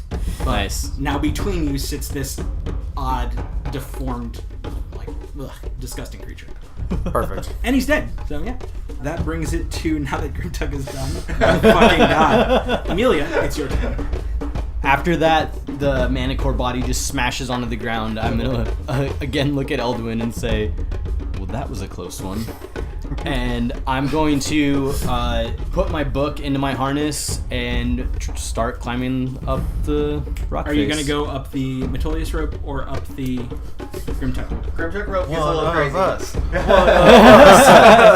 I would, more so than gets a little crazy, Grimtug rope has already been kind of attacked, quote unquote. So, up to you. You also saw that all happening. Yeah, I'll go up the Metolius rope. Okay. So you follow up. Your movement is 30 feet. 30 feet, so 15. Another idea, though, is you guys remember the wall climbing scene from Princess Bride? Fezzik? Yeah. Just come on, man. So you're not We got at this. the crest of the first outcropping, but you're on the wall now. Okay. Okay. That's it. Yep. That's 15 feet. I don't You think could I can also- reach the Praeton. No, but if you wanted to not do an attack, you could dash. Yes, let's do that. Okay.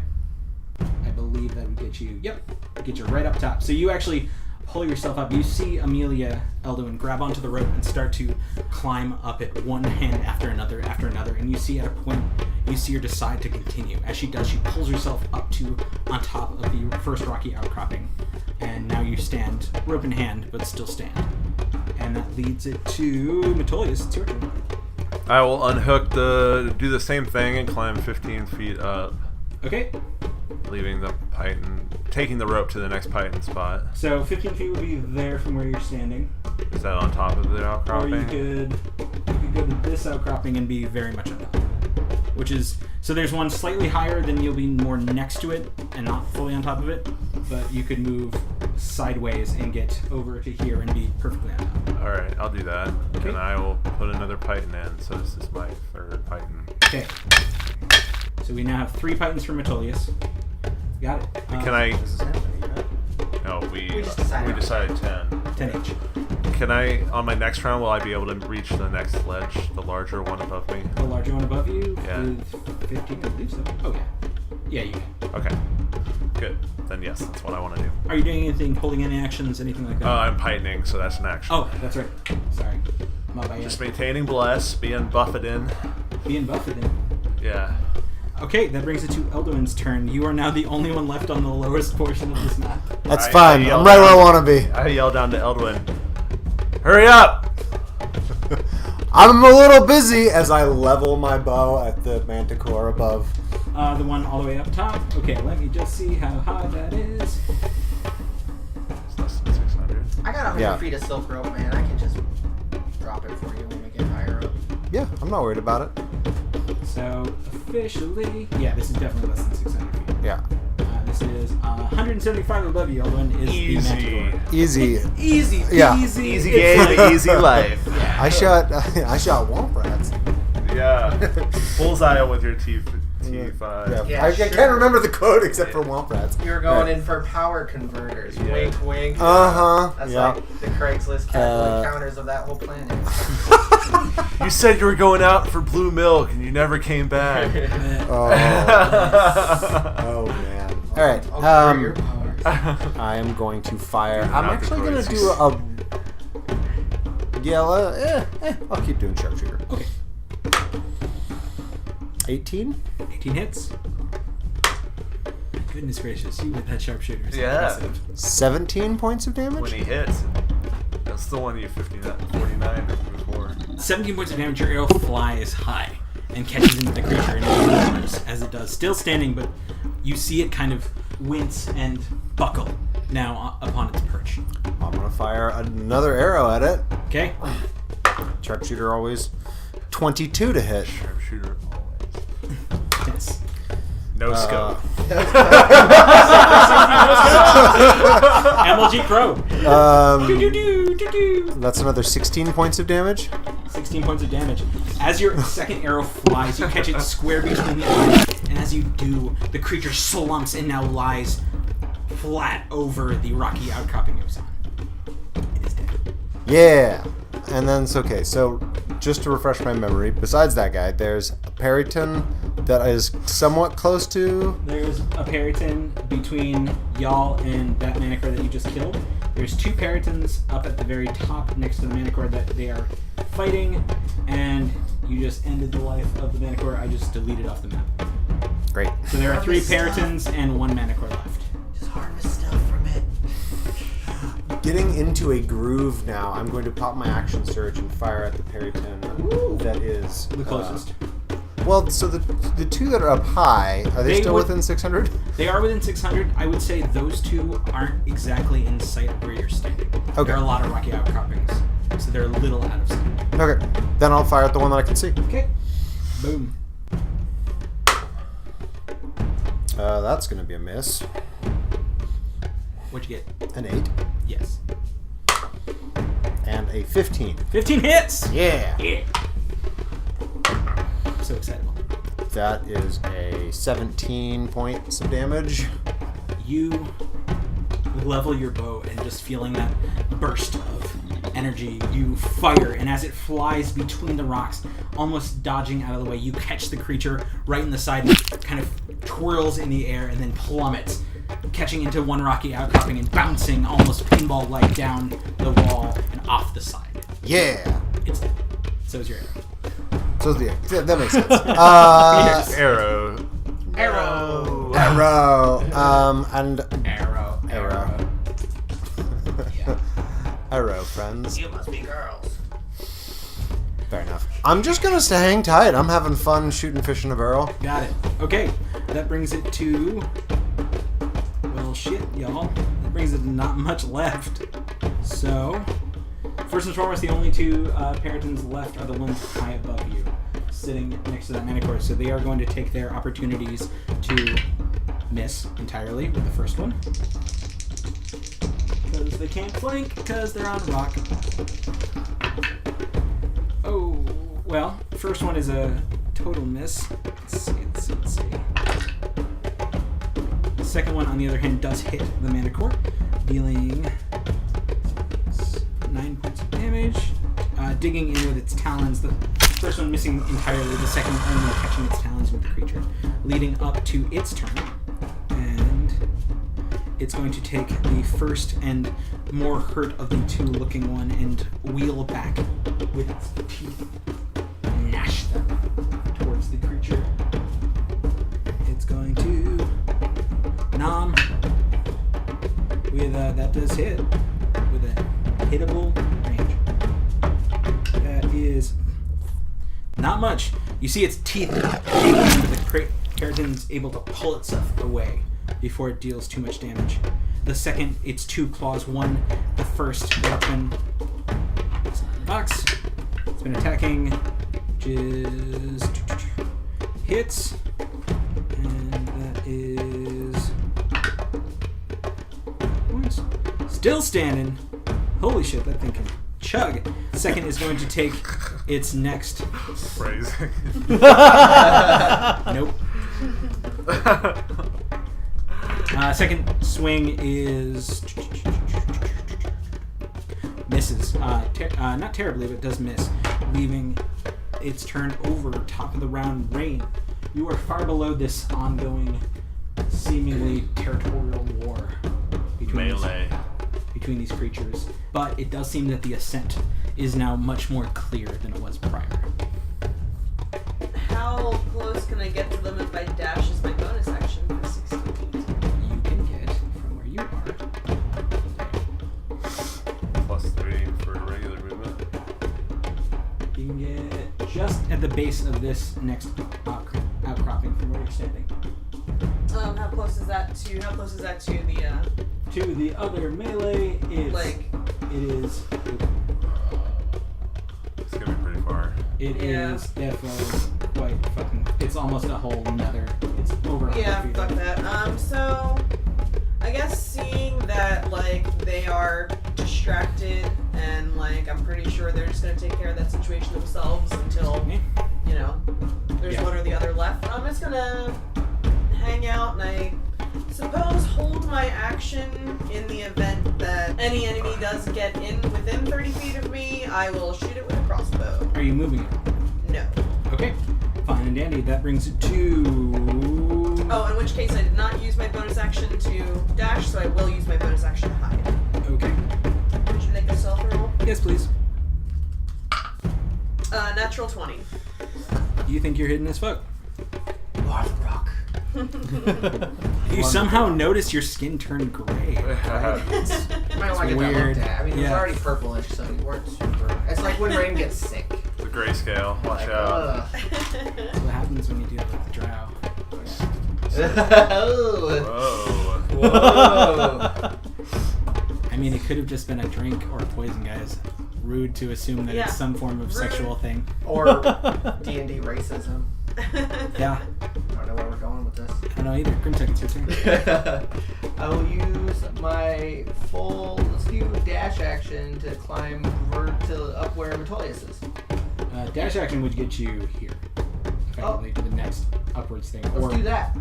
Yeah, to this portion. That's fine. Where Metolius is going to, effectively. Yeah, I'll do that. Okay, as your dash action, you can't add a prick or not anything, but you are up top. Sure. Okay, I mean, it's not like I can do anything. There's nothing close by. sweet. That brings it to Amelia. It's your turn. You are now standing up on this portion, the first of the outcroppings. What would you like to do? Amelia is going to reach into her pack and pull out. No, she's not going to do that. She's just going to use her dash action to try and climb up the next ledge if she can. That would be 30 feet, effectively. Yep.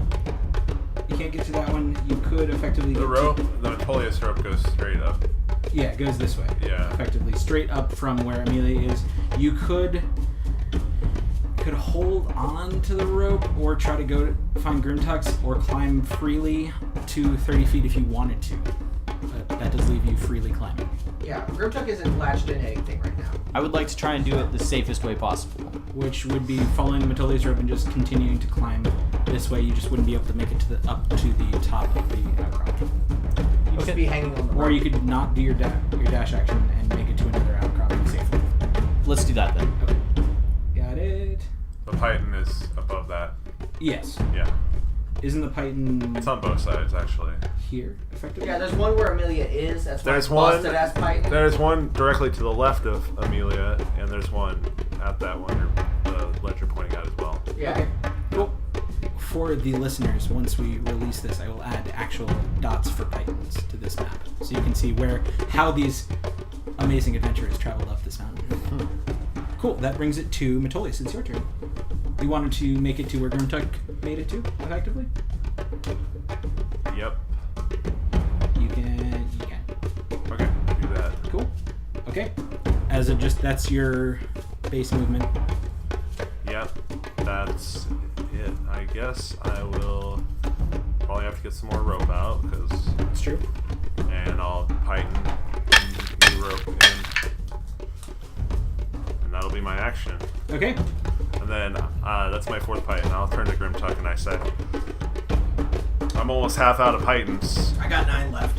So can you however many you If you, if you want to take the lead for this next search, Yeah. Okay. Catch my breath. Elvin, you are still at the bottom of the mountain. And I can see enemies at all, or no? They're still up in that portion where they're slightly obscured from where you're standing. Okay. Do they have cover, Can I see or- any of them, or are they completely covered? I would say Because they're almost like sharpshooter ignores 3/4 cover. you could hit one of the Pratons then with sharpshooter. Okay. You could probably hit the one that's farthest out, which has effectively 3/4 cover from where you're standing. Sure. I'm gonna shoot at it. Sure. And I can see that it's engaged in some sort of something with this. Wings with furled, talons out, Yeah. screeching like a banshee. Every once in a while, a feather poofs Not over actually- the corner. Yeah. Yeah. Cool. 10 is probably gonna miss though. 10 would miss. Can I re-roll to a creature that I cannot see for my re-roll arrow? Oh, that's weird. That's like, Homing arrows. It's like heat seeking. yeah, but it's Just redirect it to be like approximately in a blind area. I'm totally cool if you say no. yeah. I don't see it working without knowing where the creature is. Cool. Fair enough. Then I'm going to fire my second shot. Okay. 17. 17 hits. 20 points of damage. Damn. Yeah, you just rip through the creature's wing that is exposed, dealing a massive blow to it. And you see it kind of thrash around now as it's been attacked on multiple sides. That brings it to their turns. As they do thrash about, you see the creature you just hit kind of dive forward, and as you do, it seems to... You hear a quick rumble as it does, as it kind of thrusts itself forward at the manticore that it is fighting, that you may not be able to see.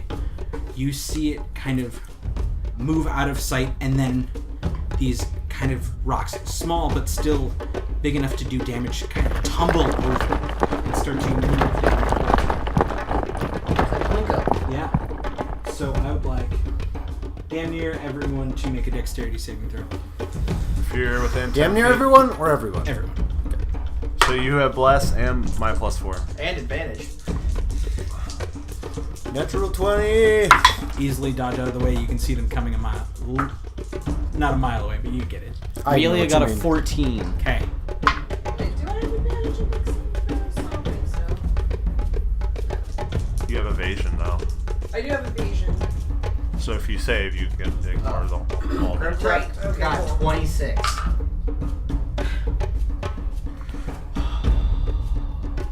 One. Oh no. Yeah, that's right. 26, 26. 14, 20. 20, and Elwin natural 20. 2 more on my D4 if that matters, but I know it doesn't. It doesn't. Oh, buddy boy, Rain. That's the thing I'm supposed to be good at. Yeah. This is not good, though. This is you finding rocks crashing into and Amelia, you as well, see a few of these small boulders kind of tumble down and catch you off guard. Okay. As they do, Rain, they at the moment do no damage, but what they do is knock you off your feet. Okay. I would like you to make that's a 1 dexterity saving throw. That was your... I believe you fall. Yeah, I do. Well, at least there's ground underneath you. There is ground underneath you. Yep. You are also knocked almost off of the ledge you are standing on, Amelia. I would like you to roll a strength saving throw to catch the ledge below you. There is a python next to her, as well as available rope, and honestly, Metolius's rope would potentially be within grabbing distance for Rain. So, it's true. Okay, make an another dexterity saving throw as you plummet. Okay. And Amelia, I would say you could either do an athletics check or a dexterity or a strength saving throw or a dexterity saving throw to catch or hold tight. Yeah, because that is only like 5 feet to the. Because you have rope near you, Amelia. I'm gonna go with Dex. Okay, got it. And I'm just making a dex saving throw. Yeah. Okay. To hopefully catch on to the rope that Metolius left. Much better. 26. Amelia rolled a 13. 13.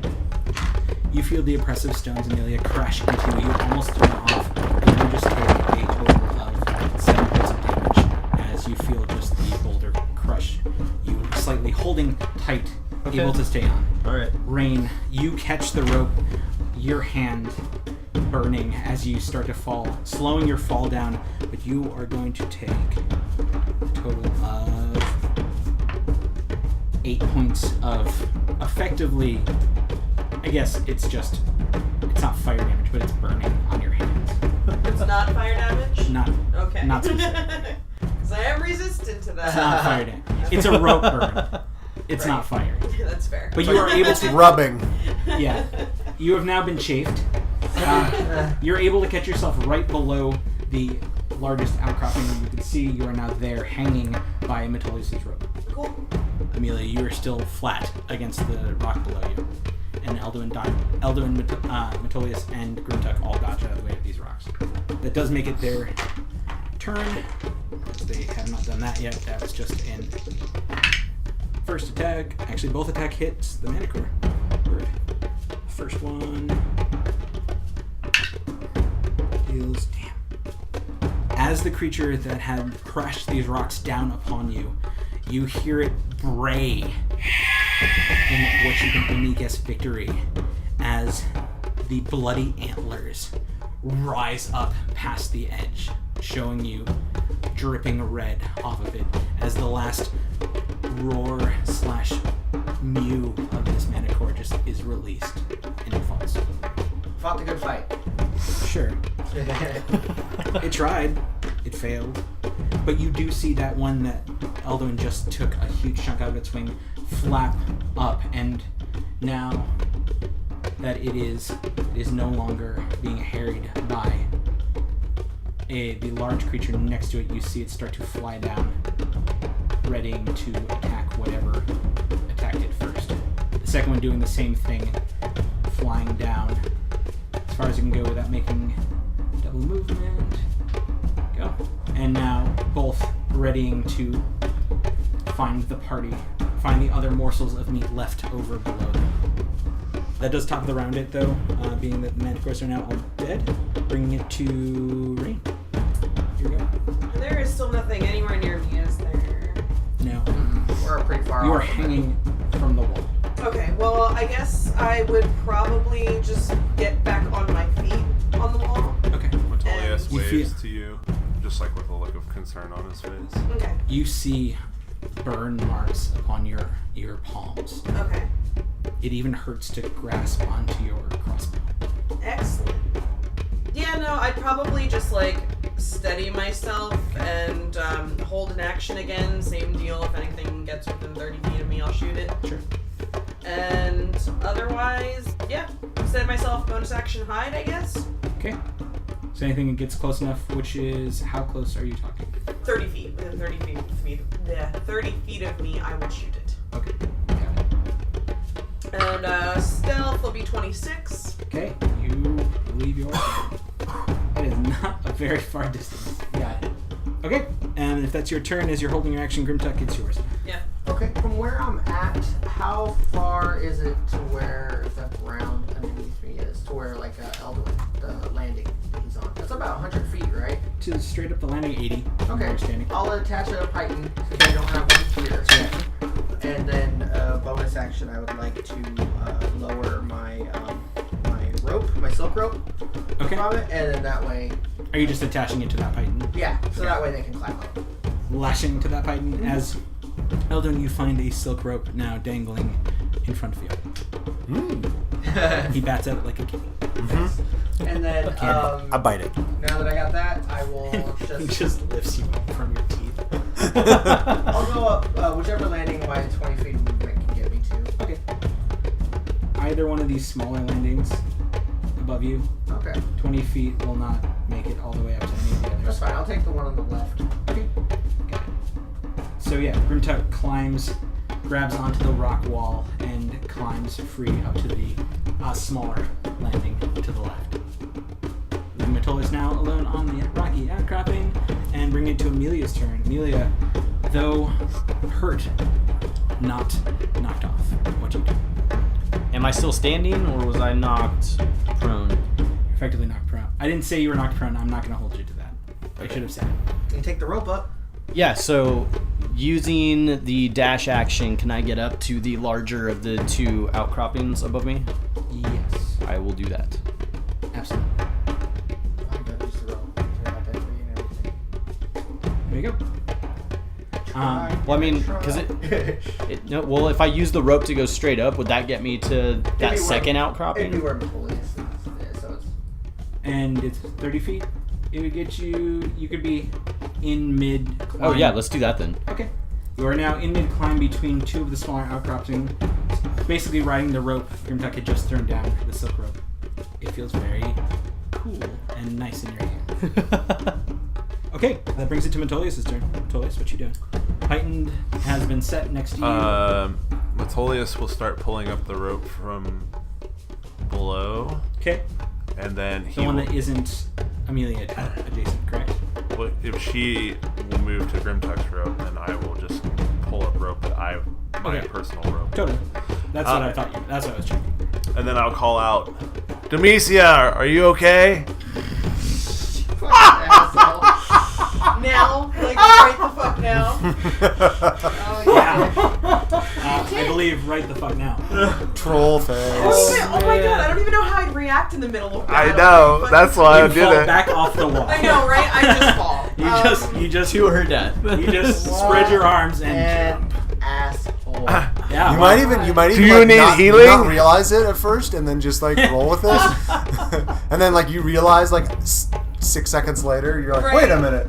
Honestly, that's possible. Kind of in the throes of battle, I might just sort of like, and then like, it'll catch in a second. But like, If you require healing, I can help. I like how you're trying to redeem this. right? Wait, how far away from me are you?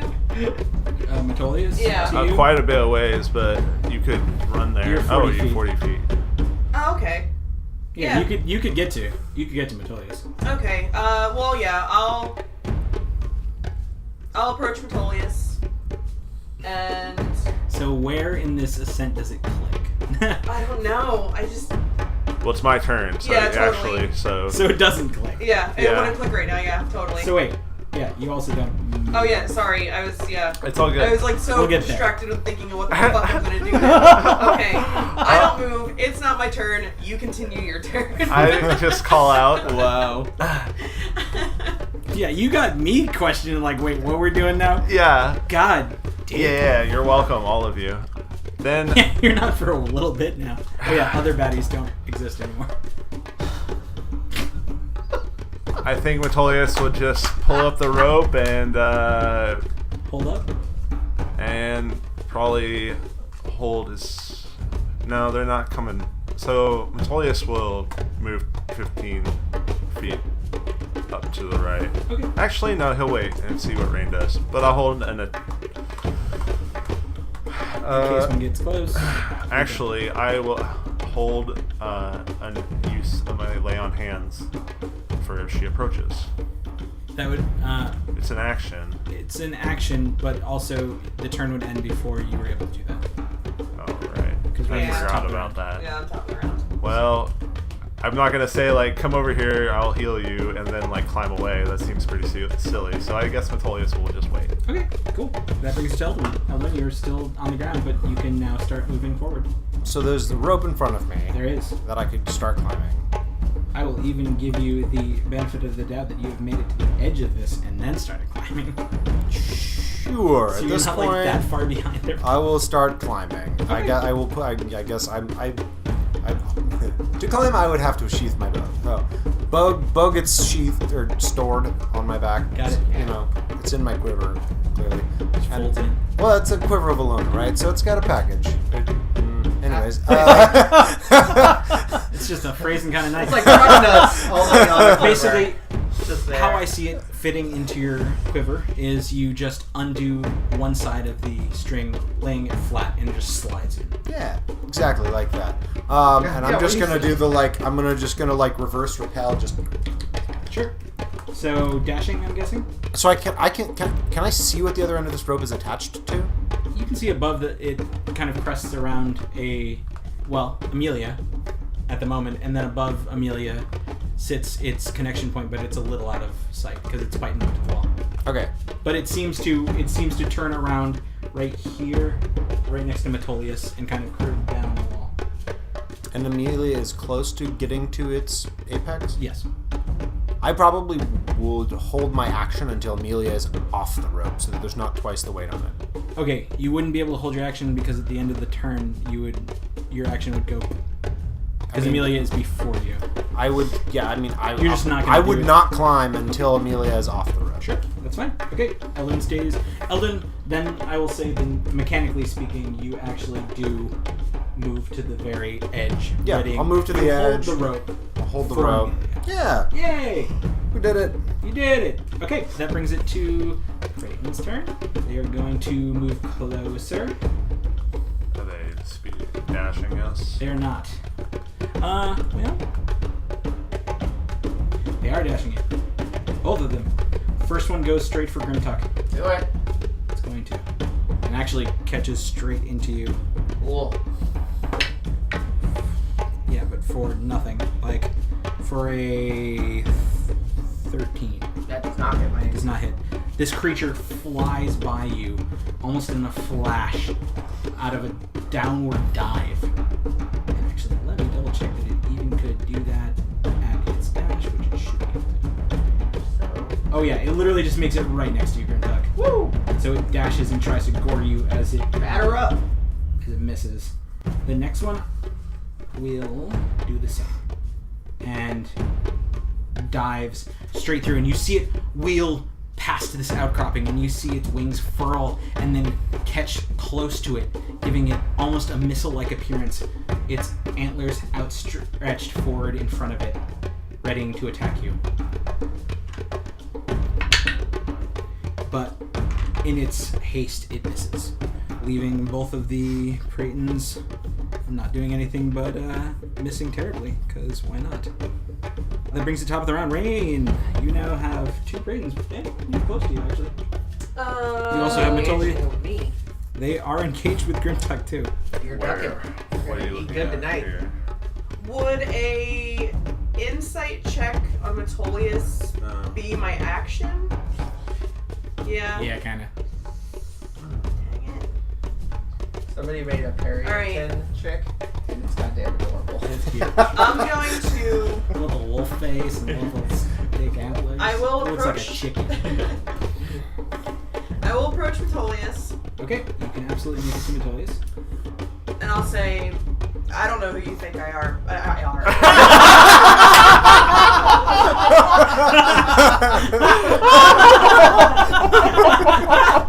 I don't know who you think I are. I don't know. I think I are. When did Rain start drinking? Yeah. Wow. Mid-battle. All day, every day, apparently. Oh, that's beautiful. Okay, yeah. So I don't know who you think I am, but that is not my name. And then I will shoot one of the ones engaged with Grimtuck. got it. Would Amelia have heard that? Yeah, she would. Cool. Alright. Noted. Okay. It's within 30 feet, right? The one, yes, absolutely. Excellent. I think it's within like 15. Yeah. It's within 10. Is that 10 or 15? Either way. Okay. Cool. let's go with the 15. Got it. And so that'll be for a dirty 20. Dirty 20 hits. And a sneak attack. Yeah. 15, Music's my 19, ears. 20, Nice. 26 Kill these damn damage. deer birds. So you give a harsh look back at Metolius. Yes? Yeah. And then you look back, taking that aggression, pointing it Yes. straight at the creature. You fire and catch the creature right in the side of the neck. And as it kind of wheels its wings and flaps wide, almost like a chicken with its head cut off, it falls now, tumbling off the side, catching one outcropping, then another, and then finally landing with a sick, just pulpy thud about 30 to 40 feet off from Elwood on the And after it hits the ground, I look Metolius I put my right hood in the up. fucking eyes. Protect from falling. And then I turn around and well, no, I still need to be next to him. For He's healing, like, what? but, Yeah. She just looks straight at you and just like Staring daggers, after that thing Got it. falls and stare splats them on the daggers. ground. Grimtuck. There's another one right next to you. Alright, now I can finally hit it with an axe. Yes, you can actually. Yeah, let's do that. Not my best shot. That would be... what, 15 to hit? 15 hits. Oh, shit. And...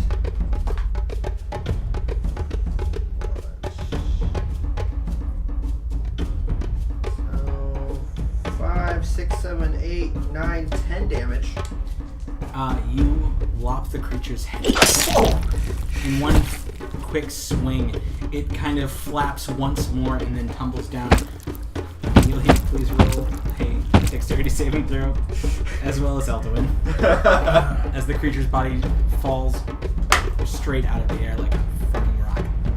Amelia got a 12. So did Elduin.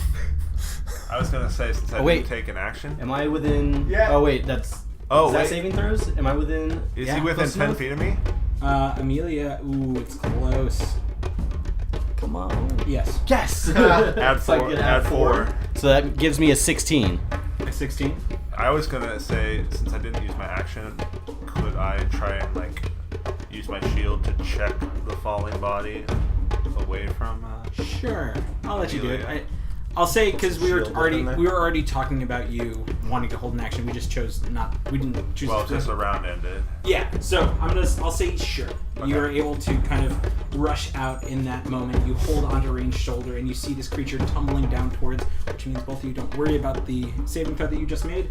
Tumbling down towards, and you hear this loud echoing thunk as his shield whips out, catches the creature's fallen body, and tosses it off to the side.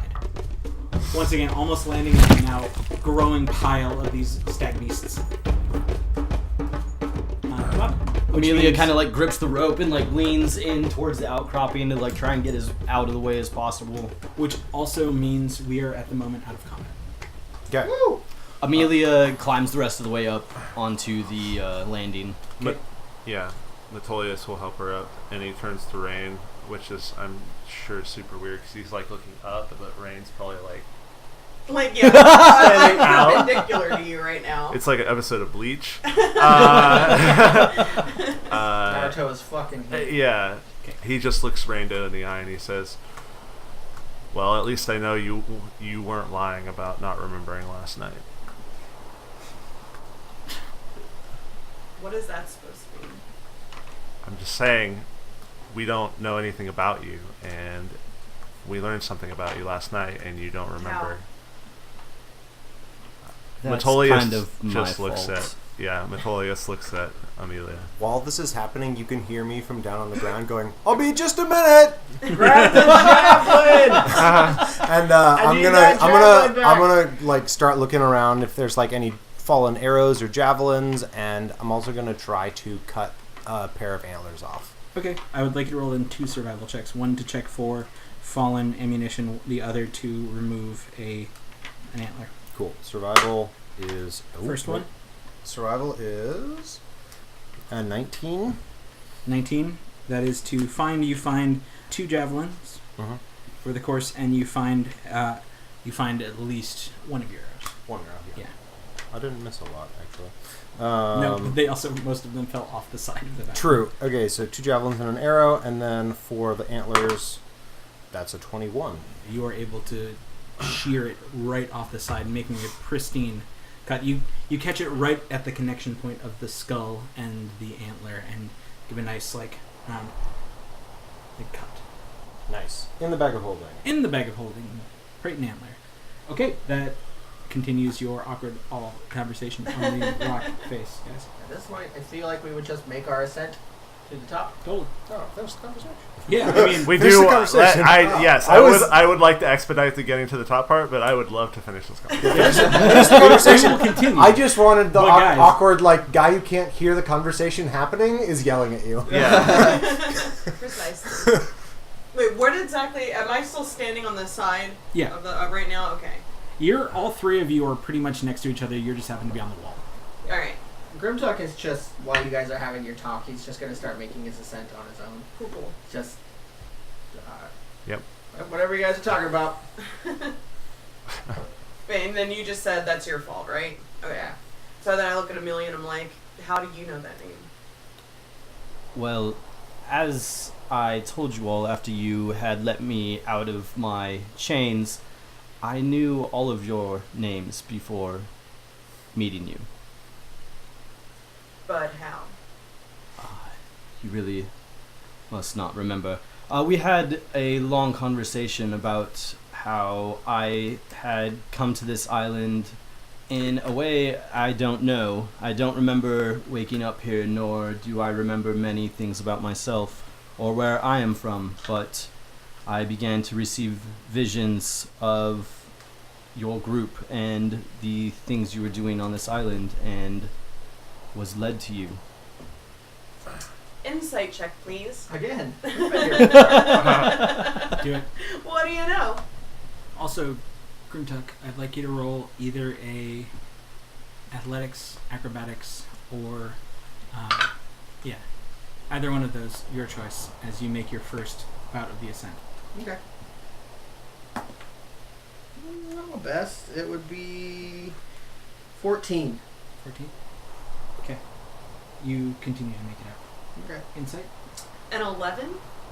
It's hard to read Amelia, as she is kind of confused about this whole situation as it is. You're not able to pull that much. I would say you're still questioning if she's telling the truth, but also you don't know if you are now very confused. Yeah. I mean, the rest of them were there as well, and I motioned to Metolius, It's true. I wasn't thinking. I should have probably saved this for the ascent, for the after we summit. Let's just finish this part of the journey, and we can continue discussion about this later. I'm dropping in Pythons too. On the way up. Yeah, I'd say Rain just kind of turns and starts walking up, knowing that she can walk a lot faster than they can climb, and That's just true. goes to the top. Okay, then Rain, being that you're going to make it very much far ahead of them, I would like you to roll either, by the top of it, I would like you to either roll a wisdom check, Mm-hmm. a athletics check, or an acrobatics check for making it to the top safely. Wait, what were the three choices again? You're making 3 checks. Oh, I and am it's- making all three. You are making all 3 checks. Just choose which one you're doing first. What are the three again? Wisdom, athletics, and acrobatics. Okay, let's go acrobatics first. Okay. That'll be a 29. 29. Yeah. So in the first measure, as everyone kind of struggles to continue higher, you take it a bit risky, but you're able to kind of jump and dodge and connect with the stone and make it to a good position above you. And then athletics was another one? Uh-huh. Alright, I'll do that one next. 12. 12.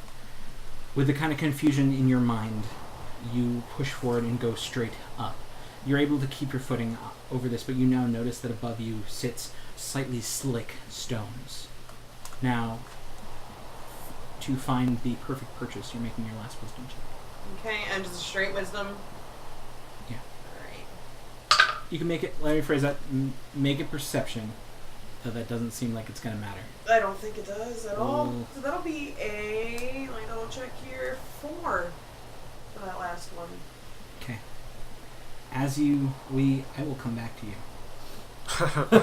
Though you can make it faster than the others, they will be farther up by the time you get to this point. Okay, got it. So we are rescinding our previous statement and moving ahead. So again, we have a wisdom, we have an athletics, and we have an acrobatics check of your choice in that order. Grimtuck, you already made one of your things. Yeah. Do we get any bonuses for having climbing kit with like the boot spikes and all that cool shit? I would say, sure. The two of you with climbing kit. Is it only two, right? Eldon I have a one. climbing kit, and I would like to don it before I start Got climbing. it. I would don't say forget to bring my other rope. you have advantage on the on the athletics and the acrobatics check. Okay. The wisdom check is the perception check is you Got it. personally. So however you'd like to do it, whoever would like to go first. Before Metolius starts his climb, he just turns, and after Rain stomps off up the mountain, Yeah.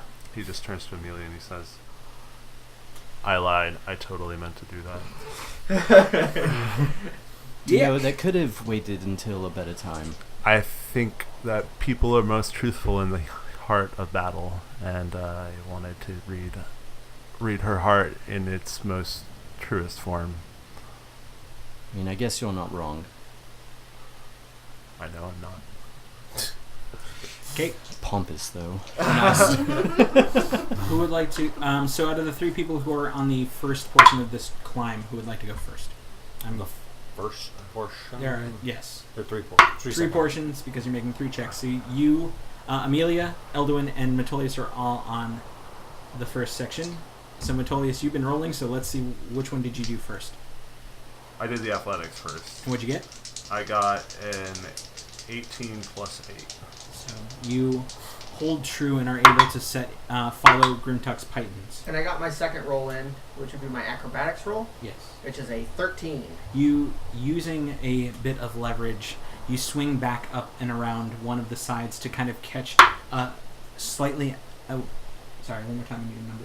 13. 13? Yeah, you are able to swing out and catch one of the outcroppings to make it to the next section. Okay, and how many pythons am I down? I would say that probably got you 3 up, depending, which leaves you with what, 3? Well, I only used 2 up until that point, Okay, because so they all you're- came from Tolis, so that would put me at 5. 5. Okay. Yeah. So there are many pythons all the way up, probably about... There are 5 from the ground, 3 up to where Grimtuck is now into this second section. And straight wisdom check or perception? Perception. Well, let's hold off on your third Okay. check. Metolius, you made your second? Yeah, I used my last point of luck, and I got a 18 on acrobatics. Okay. You follow along. You're able to make a wide swing of it and catch on, falling to the second portion of this climb. Elduin, acrobatics or... Acrobatics. Got it. Ooh. Oh, that's a good stat. 9. 9? And you got that climbing kit on. Yeah. Oh, I have advantage You do on have that. advantage. Oh, yes. 14. Better. Much better. You, in acrobatics, you're able to deftly kind of bounce through the first set of outcroppings, making it to past Amelia. And making it up as you kind of worm your way up. Let's let Amelia make it out of the first section before we go. Yeah, definitely. So, acrobatics, athletics, or wisdom. Amelia. And I have to end up doing all 3 at some point. I mean, honestly, once Elduin gets up with the other silk rope, I think it would probably make sense to affix you to somebody else. Like, tie a rope around you. Because you're the only person who's, like, at risk of... Yeah, I mean, I was gonna tie a rope around myself before I started climbing. Does that do anything for me? Wait.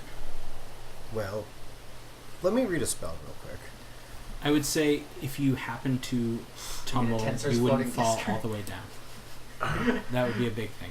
I Otherwise, don't you think are I can free falling, go up and down. whatever that means. So, yes, tying a rope would actually legitimately help you. It doesn't help with any of my checks, though. It doesn't. It just helps you stops you from falling because you don't have a climber's kit. True. So you don't have any of the crampons or anything like that.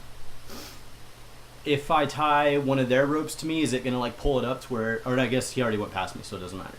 I could always toss it back down. Yeah, I'll tie myself so, in. Tensor's floating disc can go up slopes, it says. This effectively is a very slight slope. Hey, I mean, it says it can go up slopes. All right, Amelia, one moment, and I'm going to pull out my ritual book, and I'm going to start the incantation for Tensor's floating disc. Okay. So 10 minutes, right? Yeah. If that. Okay. So you I two... mean, I can climb. I just don't.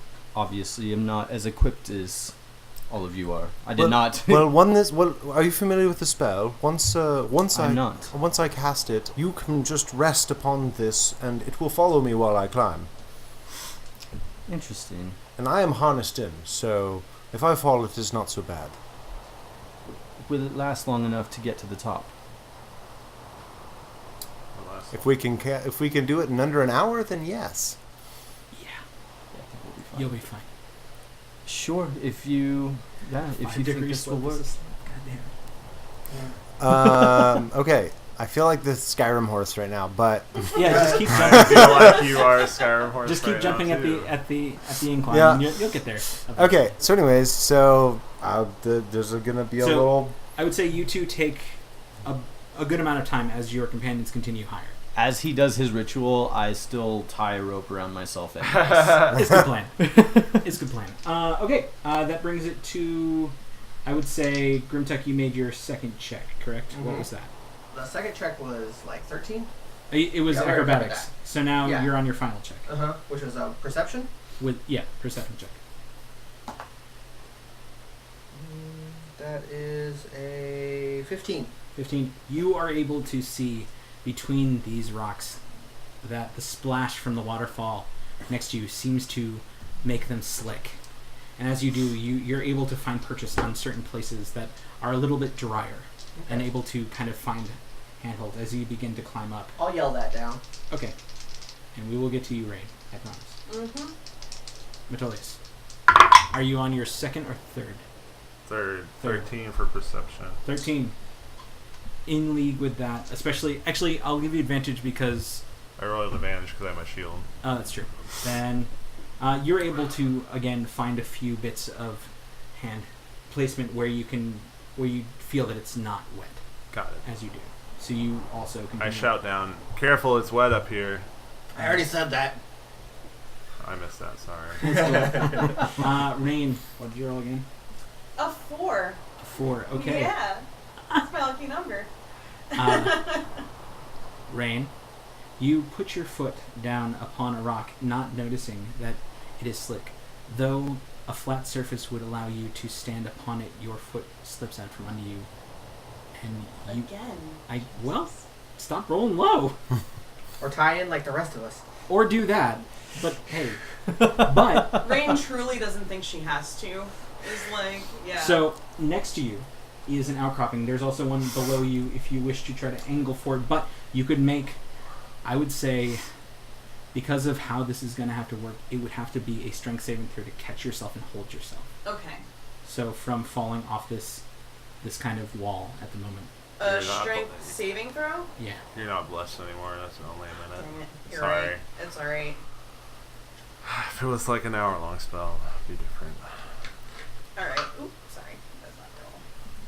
You feel So your just, foot slip out from under you as you see the outcropping you are next to start to fall above your head. A strength saving throw? A 15? Your hand grips upon the rock, and you feel the tension of your whole body weight grasp upon your fingers, but you're able to hold And my strong. palms are still messed up too, right? They are. Yeah. They are. I would like you to make a Constitution check That's what I was gonna say. Constitution that better saving be a throw. Constitution saving to throw. hold on through the pain. That would be a 19. You Right. push through it. It burns, and you cry out, but you hold, and you're able to lift yourself up upon the small outcropping you had slipped upon initially, seeing above you the entrance to, or a large opening to where a waterfall pours out. Alright, I steady myself, I get on the ledge, and I continue upwards. And you two are, Amelia and Eldon, are still doing their spells. As you both made it just fine, you also take, Metolius and Grimtuck, as you've made your checks, you take your time. How many more? I was gonna say I have 5 Titans you would be able to put in. I would say 2 would be a worthwhile. I have 6 left. Would you like to take over for? Or I mean, we can trade off. Yeah, I'll just go point until I run out, and then I'll let Metolius take point from there. I mean, from where you're standing, Grimtuck, 3 would make it over to where Rain is. So you wouldn't even utilize all of your Pythons before. Metolius, on the other hand, you could use 2 more to connect to him if you wished. Or just connect to mine. That's up to you. Yeah. No point in you wasting them. Yeah. I'll just follow Grimtuck. Okay, both. The just- team. A few moments later, Grimtuck, thick, muscled arm and hand kind of grasp down below your feet, Rain, and you see his green form pull himself up, followed closely behind by Metolius. Now, once again, on your level. And then, okay, you look down to see, at this moment, Elduin finishing up his ritual, I would effectively say. Yeah. In front of me, this like spinning, almost hurricane-like shape of energy coalesces into this disc. And it's about 3 feet wide, about an inch thick, and it is right in front of you. Yeah. Now that I've seen this materialize, does it seem like a safe option? I mean, you know that Elduin created it. You could roll a pure intelligence, or roll an Arcana check. There you go. Roll an Arcana check for me. This is like exactly what you should use an Arcana check 14. Yes, you have an idea that this will last you up to how far you need to go. Okay. It's not as heroic of an action as you would expect, but it's You definitely. can strike a heroic pose while it's kind of... I go to like cautiously step on it. It stays firm under your you feet. can hold up to 500 pounds. You are not that. And as I go to put all my body weight on it, I put my hand on Elduin's shoulder and I say, well, just be careful. And I cast guidance. You're much lower than Elduin. Unless you had climbed up to him. You both waited. You are... Sorry. I thought that we were next to each other. Yeah, I thought we were on the same climbed ledge. much higher up. Yeah. I mean, they said they were going to be next to each other. That's fine. I would say in the process of him... Let me phrase that then. In the process of him casting it, you had climbed up right next to him, and that is when you put guidance upon it. Yeah. There we go. Got it. Cool. Gravy. You're floating in the air now. Remind me, can I use the guidance D4 after I roll the die, or do I have to roll at the same time? Can I see the roll first before using it? Yeah, because you get to pick which ability check you're adding it to. But I don't have to declare before I roll the die, do I? No. Okay, that's the check. That's my curiosity. Okay. Right. It might say next. It might actually say the next. No, it's just any ability before the check. spell ends, target can roll a d4 and add that. No, it can roll before or after making the ability check. Okay. So I'm making a wisdom check then? That is your final? Yes. No, that's my second. Your second? Oh, yeah. I've Yes. only done You can one. do it in whatever order you want. Yeah, so wisdom is your second? Go Sure. for it. Just raw wisdom? Perception. Perception check. Oh, perception. Yeah. Sorry. That's better. 14. 14. You're able to find purchase upon many ledges as you continue up. And also now that Grimtuck and Metolius both called down upon the fact of the slick rock, you're able to kind of piece together where to put hands. And as I climb, the disc starts to float after me, and you sort of are seeing me climb. I imagine you're like the like the helicopter cameraman who's like following an adventure sports. You're fucking athlete. Lakitu is what you are. I was going to say you're a drone. So how far does it float behind you, or does it just keep even with you? It tries to stay 20 feet from me. Okay. Within 20 feet of me. You no longer have to make any checks, Amelia, being that you're just sitting on this. Sweet. Unless Elduin plummets to the ground, which then it would follow him. I'm hooking into the pythons. I am with also my harness. tied to a rope. Yeah. What's the rope tied to? It's whatever rope is going. I think it's Grimtuck's rope. So the same one. No, well, I think I took off because you were. I think you're attached to this guy now. I think you are basically attached to Elduin. Yeah. Oh. In both the Okay. sensors and the Sure. rope itself. You're attached to my harness. Great. Amelia is definitely nervous as this thing starts to It'll be rise. fine. So you've made Have a little an faith, acrobatics. Cleric. You've made a wisdom check, Elduin. Yeah. Now you have your final stint up the mountain as an athletics check, please. Okay. You know the handholds. You know This what is the one I have advantage on, right? Because of harness. Yeah. Yep.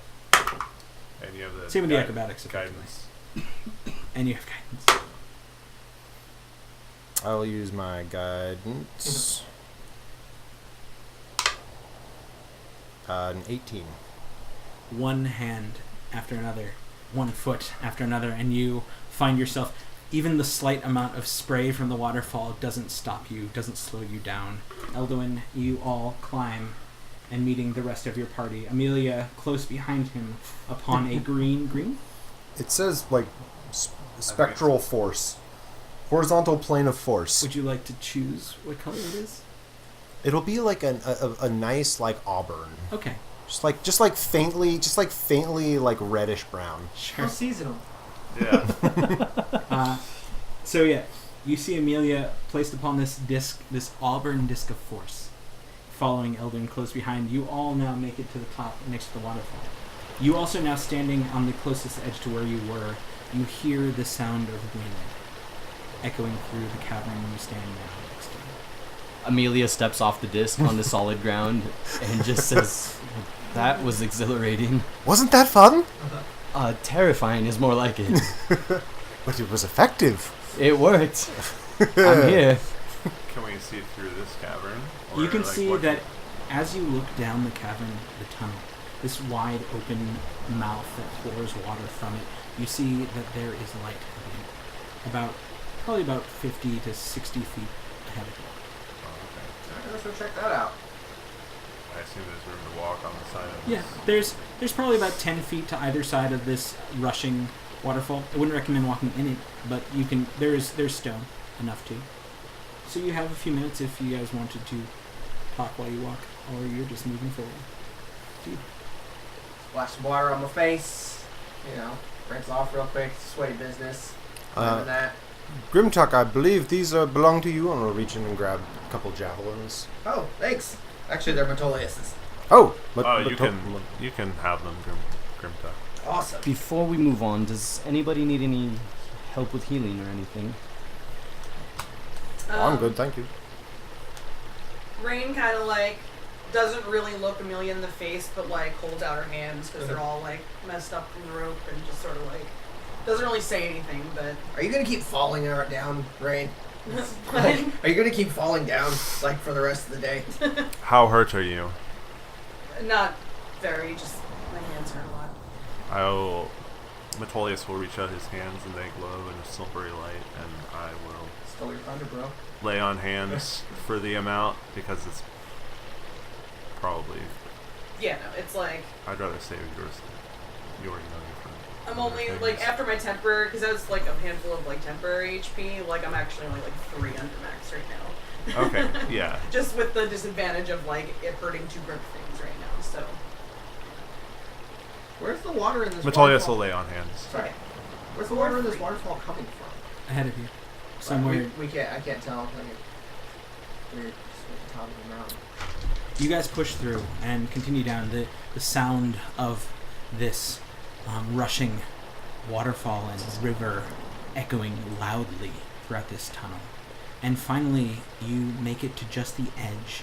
As you look out upon this open expanse, you now see water, a lake set among these tall pillars of stone, as though once sat maybe molten lava, almost like the collective point where a volcano dried and went dormant. Now sits a large lake.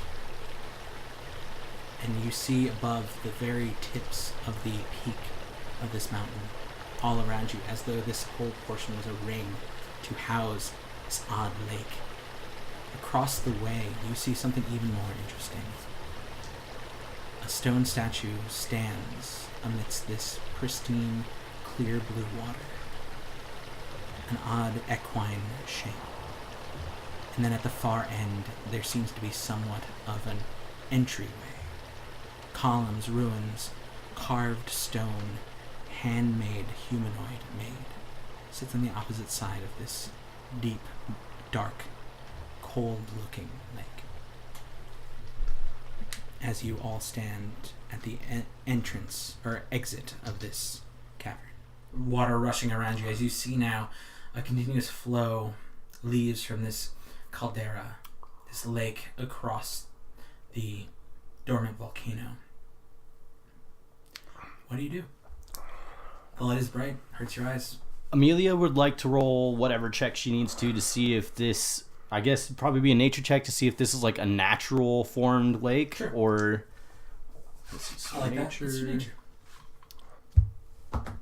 Metolius is going to look... 11. 11. You have known of things to be natural like this. It's probably a naturally formed lake. There are things here that are not, but the lake itself seems pretty natural. Okay. The carvings, there were no such carvings on the cavern as you walked through it. Just even the fact that it's at the top of a mountain and there's water pouring out of the side of it, it still retains its water. Yes. Okay. For what you can tell, All it right. is natural. Yeah. Also, you live in a world like you do. Yep. Is there any obvious path around it?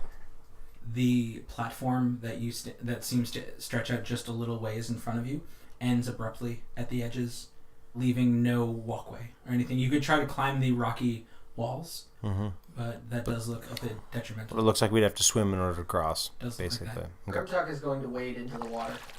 Okay.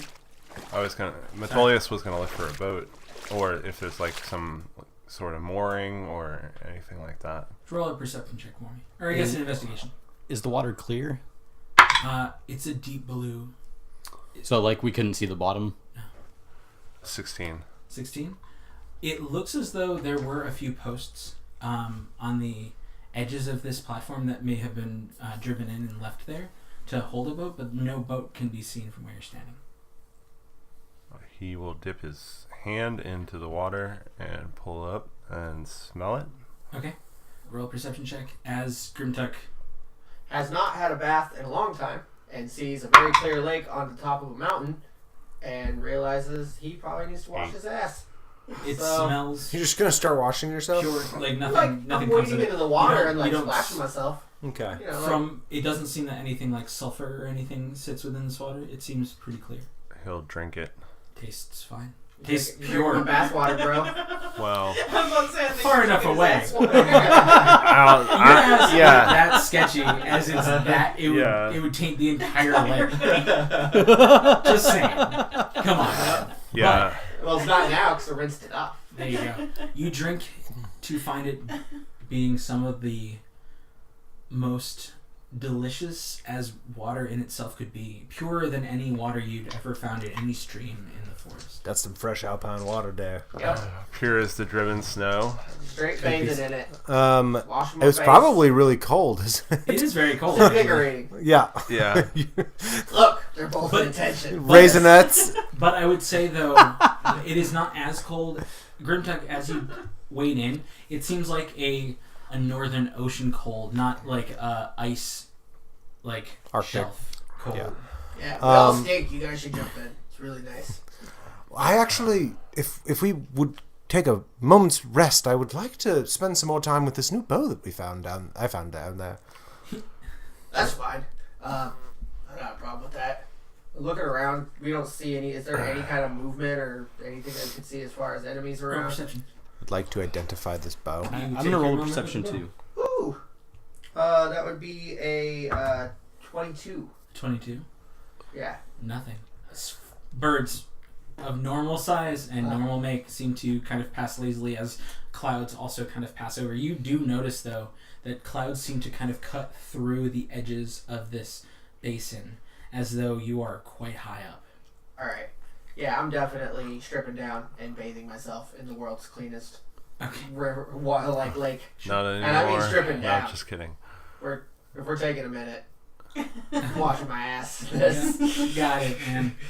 You know, when's the last time you got to bathe in a As you lake start- on top of a mountain? As you start to do that, I'm gonna like take a moment and be like, Metolius, I would stop drinking that. Well, Metolius is some ways away from that, but I think he probably actually would follow suit. Yeah, it's the world's cleanest lake on top of a mountain. Okay, We're bathing in this. Metolius would, strip down. got it. Mm-hmm. Two of you dive in. Yeah. This nice, cool lake. It feels great. It feels wonderful. You are invigorated. And anything else anyone else is doing? As you see two grown men stripped down butt-ass naked? Yeah. I know for you. For you? I mean, yeah. Duh. Butt-ass naked and dive straight in. Yep. But he doesn't, he takes 5 minutes. He doesn't take... Yeah. However long it takes to get clean. I mean, it doesn't take that long. You can submerge yourself entirely. Nice. That's why a shower takes longer, because you gotta move around. Scrubbing and stuff like that. I'm grabbing rocks and exfoliating and stuff. You're a cushy bitch, aren't you? That's what. I don't like bathtubs. Where'd you get those suds in your hair, Grimtop? I know, right? Right? You do notice that Head and shoulders. because I of don't have dandruff. because of the makeup of the actual mountain itself, it would be a pumice stone. Yeah. Yep. So it is very exfoliating. Yep. I'm going for it. I'm taking my time. Sure, while this guy's, you do your thing. Yeah. Yeah, I guess if we're all chilling out, is anybody here? Nobody needs healing, right? Nope. At all? Even just a little bit? Nope. All right, then I just take off my pack and sit down and get comfortable and chill out. Got it. Let me guess. Rain is brooding. Yes. Oh yeah. Just Like knees up to the extra chest, hard, like daggers straight at Amelia. You But feel from 30 your feet hair. away. Yeah, your hair feels warm as a slight bit of smoke rises out. No. So you're 30 feet away? No, I was gonna say I'd go to the water's edge. I'd stop. I'd fill my water. I splash range. I like the way you think. You are now a soggy, angry person. Hey, drops back down to where it's just his nose sticking out and blows bubbles. I think you actually get a smirk out of me, which is insane, but you do. And I look at you and splash you. You're not the one I'm mad at right now. I was mad, but yeah. Just giggle and swim away. But yeah, I just kind of roll my eyes, still just kind of wash my face, fill my water skin, but I'm kind of very obviously away from the group and just sort of being rained and brooding in the corner for a minute. You brood, you relax. Grimtech splashes, Metolius washes and enjoys, and Eldwin, you finish your ritual. Mm-hmm. You find this to be a magic bow of the +1 variety. All right. And it actually seems to have a similar effect to Metolius' axe, where on the first attack, it does ice damage. Ooh. Please. It's gonna be so many ice puns. Chill. As you do, chill. Yeah. Take 2 of these and call me in the morning. That movie's terrible. It'll be awesome. No, it's just bad. So when I write this down, I should say magic +1. +1 bow of chill. Of chill. Chill Bo Baggins. Sharpshooter and chill. Just some sharpshooter and chill. Chill So yeah, Bo. first, effectively, if you wanted to bring it up, Chill first Chill Bo attack Baggins. of your turn does an extra 1d6 of cold damage. Metolius pulls his ass out of the water and just Yeah. starts to dry off and turns to rain and just says, I am sorry for throwing you off your game back there.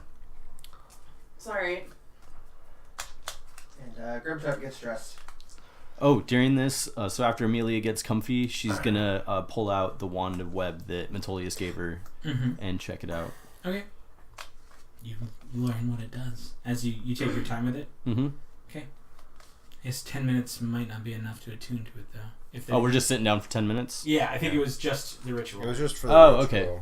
Sorry, I thought we were doing a short rest for some reason. For look, though, you could pull it out and just... Yeah, I'll check it out. I mean, Look over it. we can. Yeah, I was kind of under the assumption that we were doing a short rest. I guess we don't need to heal or anything. Yeah. but, Yeah. If you guys want to We'll kick just it. let's just kick it for a little Okay, bit. Enjoy our So, in the process, Amelia, you attune to your wand of web.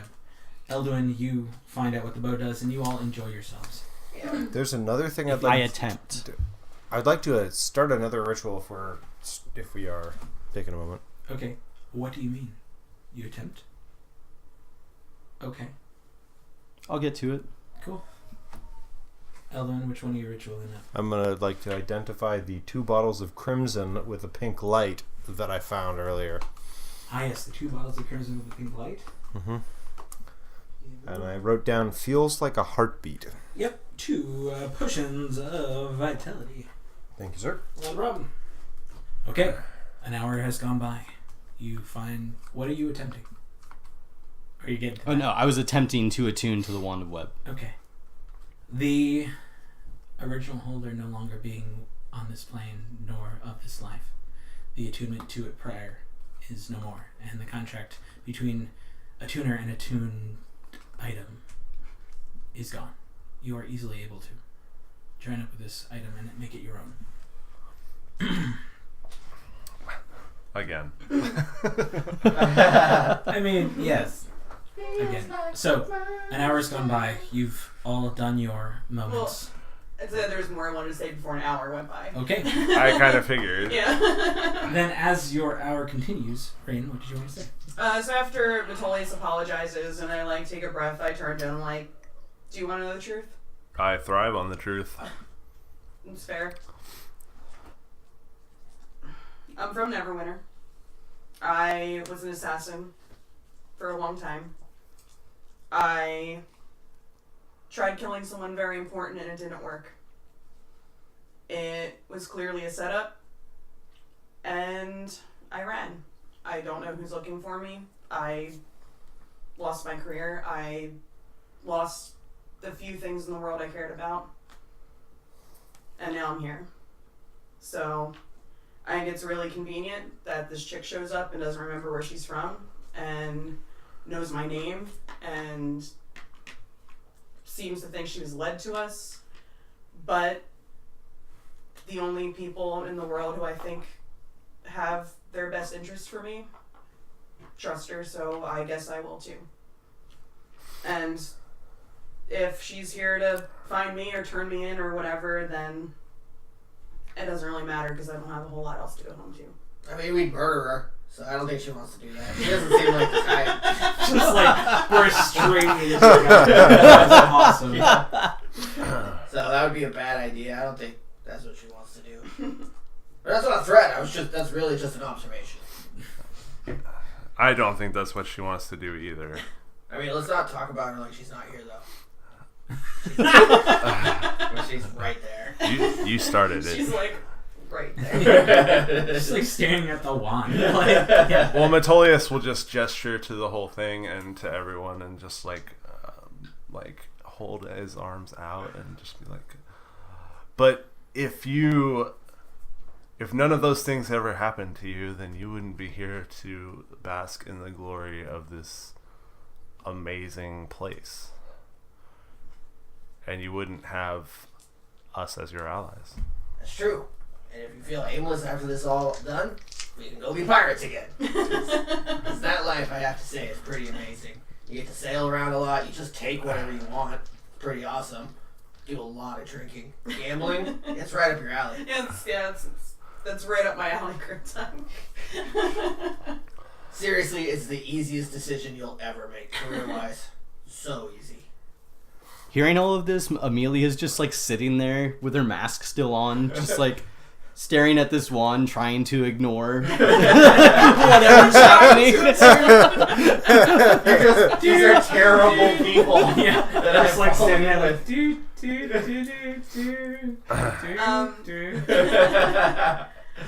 And then I'm gonna look at Metolius and I'm gonna say, "Thank you," and then I'm gonna give him a little hug.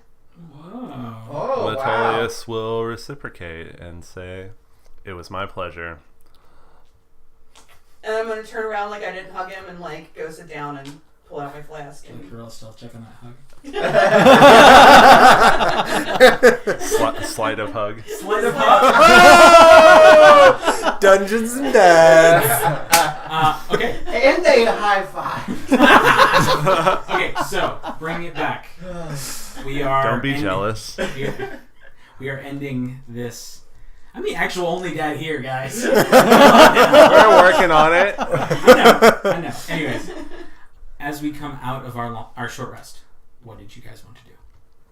Well, it looks like we'll have to swim. So Could you summon that brown disc? It would have just probably died about like 15 Auburn. minutes ago. Metolius calls it brown Could. I don't know if intentionally. it floats over water. Oh yeah, that's a good question. Maybe we can swim. I know. I don't want to swim with all my gear on. Want me to hold some of it for you? It doesn't say anything about water. If you want an So that- incline, there's also an angled edge to this caldera. I mean, like if it needs to follow the track like that, Sure. it would be able to make it. Yeah, I mean it's only 3 foot in diameter. It's not gonna fit us all. No, I just want to put my gear on it. Yeah, that. The heavy stuff like this shield and this breastplate and my axe. Sure. Yeah. Sure. And mine. No. That's fine, bro. We shall help you carry this, bro. And Elwyn, your bow. Sorry. That's not silly. Yourself. We did make it to a volcano, y'all. Okay, so I'm so pleased. 10 minutes more, and if you wanted to, and the disc. Yeah, sure. We got a Tensor's disc. brown disc. We got Tensor's floating brown disc. Especially on water. Tensor's brown eye. So you place. So Metolius, you remove your breastplate, shields. Yeah, axe, definitely. Place it upon the disc. Actually, I think he'd probably strip and just put all his clothes on there, Okay. so he Let's doesn't get go. them wet and cold. You literally could be caught with your pants down. I would fight with that. I would fight naked. Metolius would fight naked in a heartbeat. Just cast He smite on your fist. longs for the day. Grimton's always halfway there. Sure. Like, So is anyone else putting Metolius and his anything 2 spears. else upon the disc? No, I'm good. Is the bag of holding going to be fine if it's submerged? Yes.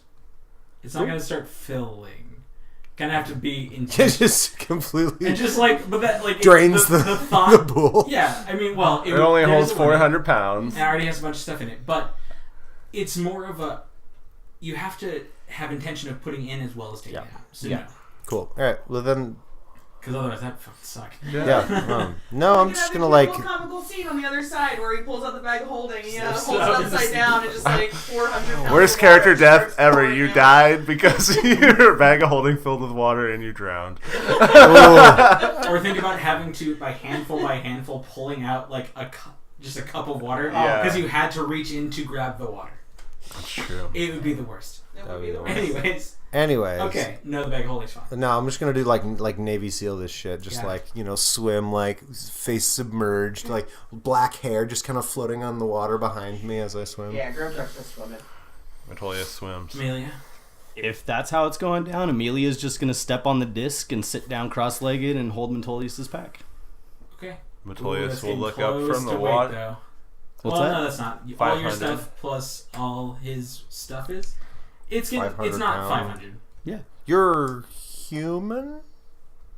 What's your race? As far as you can tell. He's being super mysterious. Can I roll a nature check on Amelia's race? Oh! I mean, I'm surprised it's taken that long. Oh yeah, I've noted that has not been brought up yet. That I Nature Sure. So, So I thought random we to roll did. nature check at the moment. no, I think I rolled You're on being it judged by first. your racial character right now.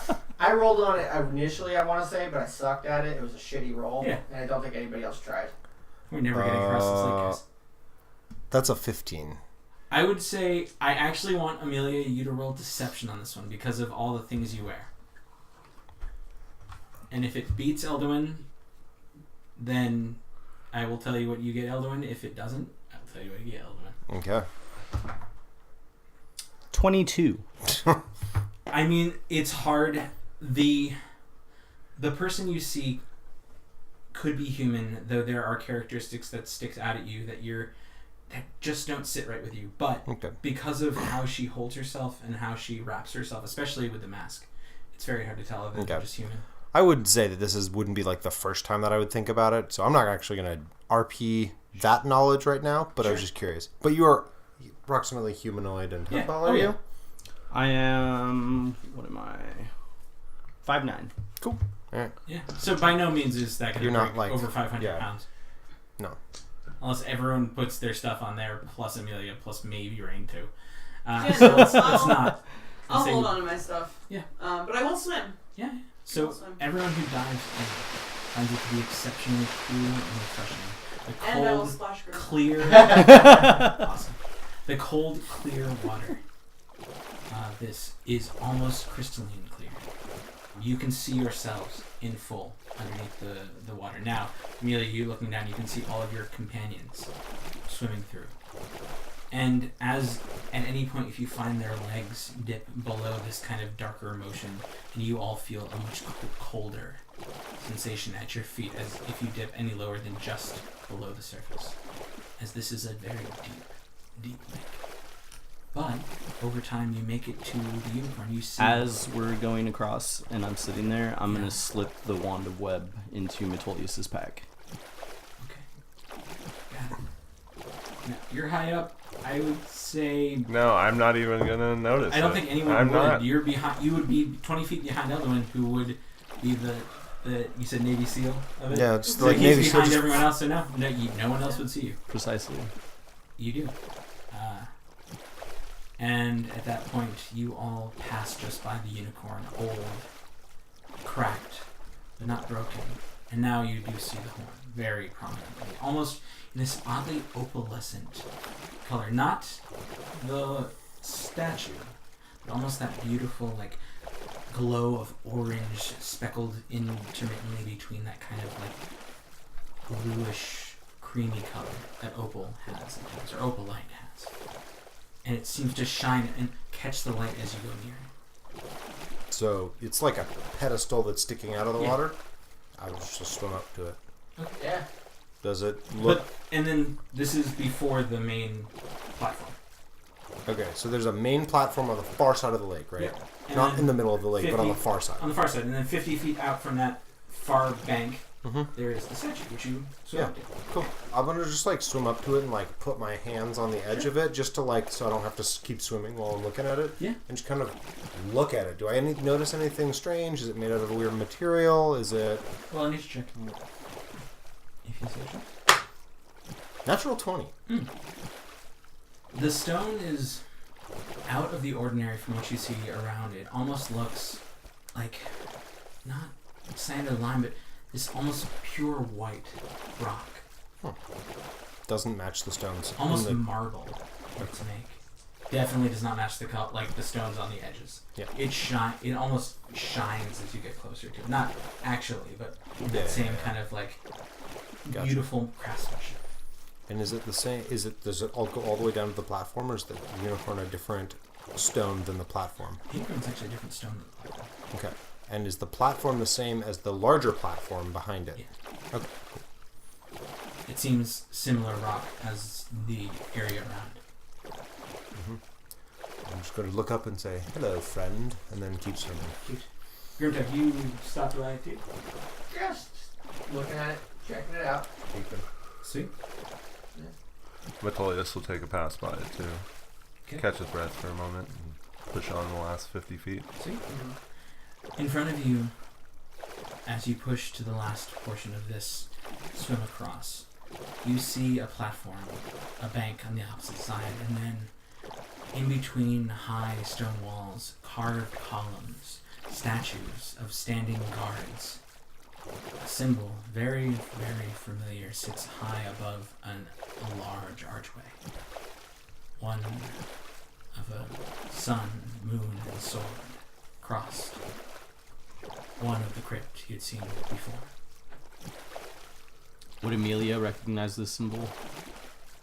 I think so. And even maybe a vision of an event probably would have seen it, as they did interact with it a lot.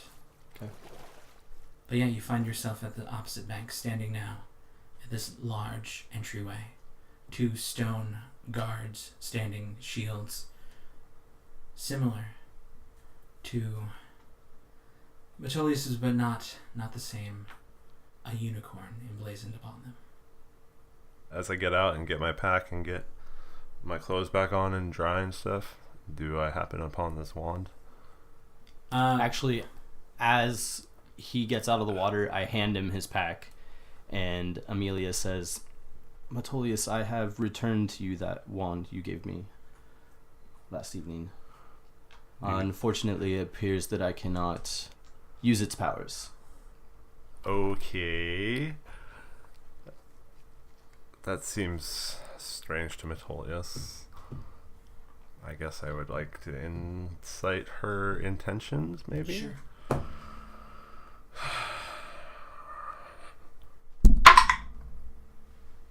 Natural 20.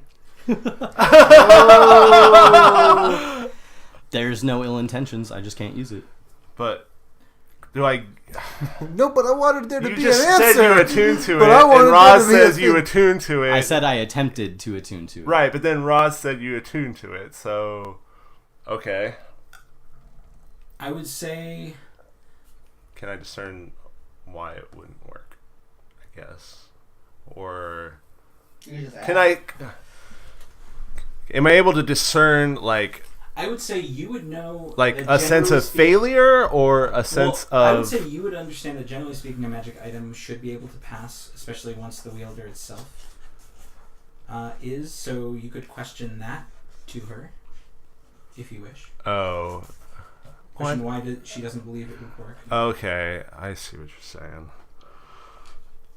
It wouldn't work? What do you mean? This wand's owner is not alive as far as I know. It just seems that my powers would be stretched a bit too thin to carry another connection to such an item. Oh, you are... I see. You have connections to other items? I do. I see. I get it. To shreds, you say. To shreds, you say. I see. You are unable to acquire more magical attunements. Correct. I see. Thank you for clarifying. Sorry that took me a minute to catch on to that part. You don't have to metagame everything. Well, I just literally didn't pick up on it, so whatever. I was mildly confused too, don't worry, I forgot. I was like, yes, why? You should question why. That's what Metolius would think. Listening in really close. Well then. Well, should you part ways with some other magical attunements you have, then this wand will be available to you. Or just give it to someone else. Or we could sell it. Well, you have to be just any magic user? Spellcaster. A spellcaster. So does Elduin technically count as a spellcaster? I mean, I can cast spells. Well, Yeah, see the... No. A spellcaster, I would say that dictates a specifically class that is a spellcaster. so could I use a wand of web? You can cast... I mean... I don't see prepare why not. spells and stuff like that. Yeah, see, we but all I don't have know if spells. divine counts as... like, in that sense. There's divine and arcane. Yeah, I would say a spellcaster would be an arcane caster. But that's my personal opinion on that, and we can discuss... Yeah, as it well, goes. we can look it up later. Yeah, let's continue. We'll talk about it, because, again, you would be able to cast... I use the wizard spell book, Oh, but I'm a magic initiate and ritual caster. Metolius goes We up will over find to an Eldwin answer. and asks him for the bag of holding. It's on my back. He reaches in and thinks about the robe and says, I guess he would grab it because he thinks about it, and he pulls out the robe of useful items and says, well, I don't believe this item requires you to form a bond with it. And he gives her the robe. okay. As the robe is placed in your hands, and you accept it? Question mark? Metolius would explain what he believes it does. Sure. Well, that's quite an offer, but I feel quite attached to the one I'm wearing, or my cloak, I should say. Well, It I is mean- one of those items that I have a connection with. do you have to wear the cloak to pull the robe to pull patches off of it? I mean... no, but you should. Logistically speaking, I mean, I kind of thought about that, but I didn't want to be a dick logistically about it. speaking, anyone could pull a patch off and it could do it. Okay. If it doesn't require attunement, then it can just be used. Okay. All right. So, all right. Well, Well, if that's the if case, you're then attached to it, well, I mean, I can at least hold on to it if we ever need one of these in a pinch. Yeah. I guess we can just rip one off. trying to make you feel welcome to the group. Well, thank you. And she'll put the robes in her bag. guys are adorable. Just trying to be nice. Hey. to her. Totally is just like a living olive branch. So, as you stand Celebrate now the in light. front You of just this, give them to me. I'll just pull all the patches in one fight. And just somehow one hole gets into another. And no, I this- feel like in ECW wrestling match, I just pull the patch for a metal table. The horse patch is definitely for Grimtuck, I feel like. So, you now stand at the edge of this opening. The tunnel seems to snake around just slightly, but now standing at the very opening to this ruins that you see in front of you, you notice a slight flicker of green just at the edge where the corridor turns. Now that you are closer, you can pick out. Metolius just Interesting. strides Cool. right in there. So it's Yep. taking point. If you're familiar with the behavior of light clerics, I'm being very much a light cleric right now. I'm just going in. Call back. Yeah. Okay. Why not? Are Let's do you? it. I'm guessing also you took a moment and and you grabbed all your stuff, Yeah. put it all back on. Yep. I'm Good. sure, except for my pants. Is it dark other I'm than shirt that? cocking it. Light?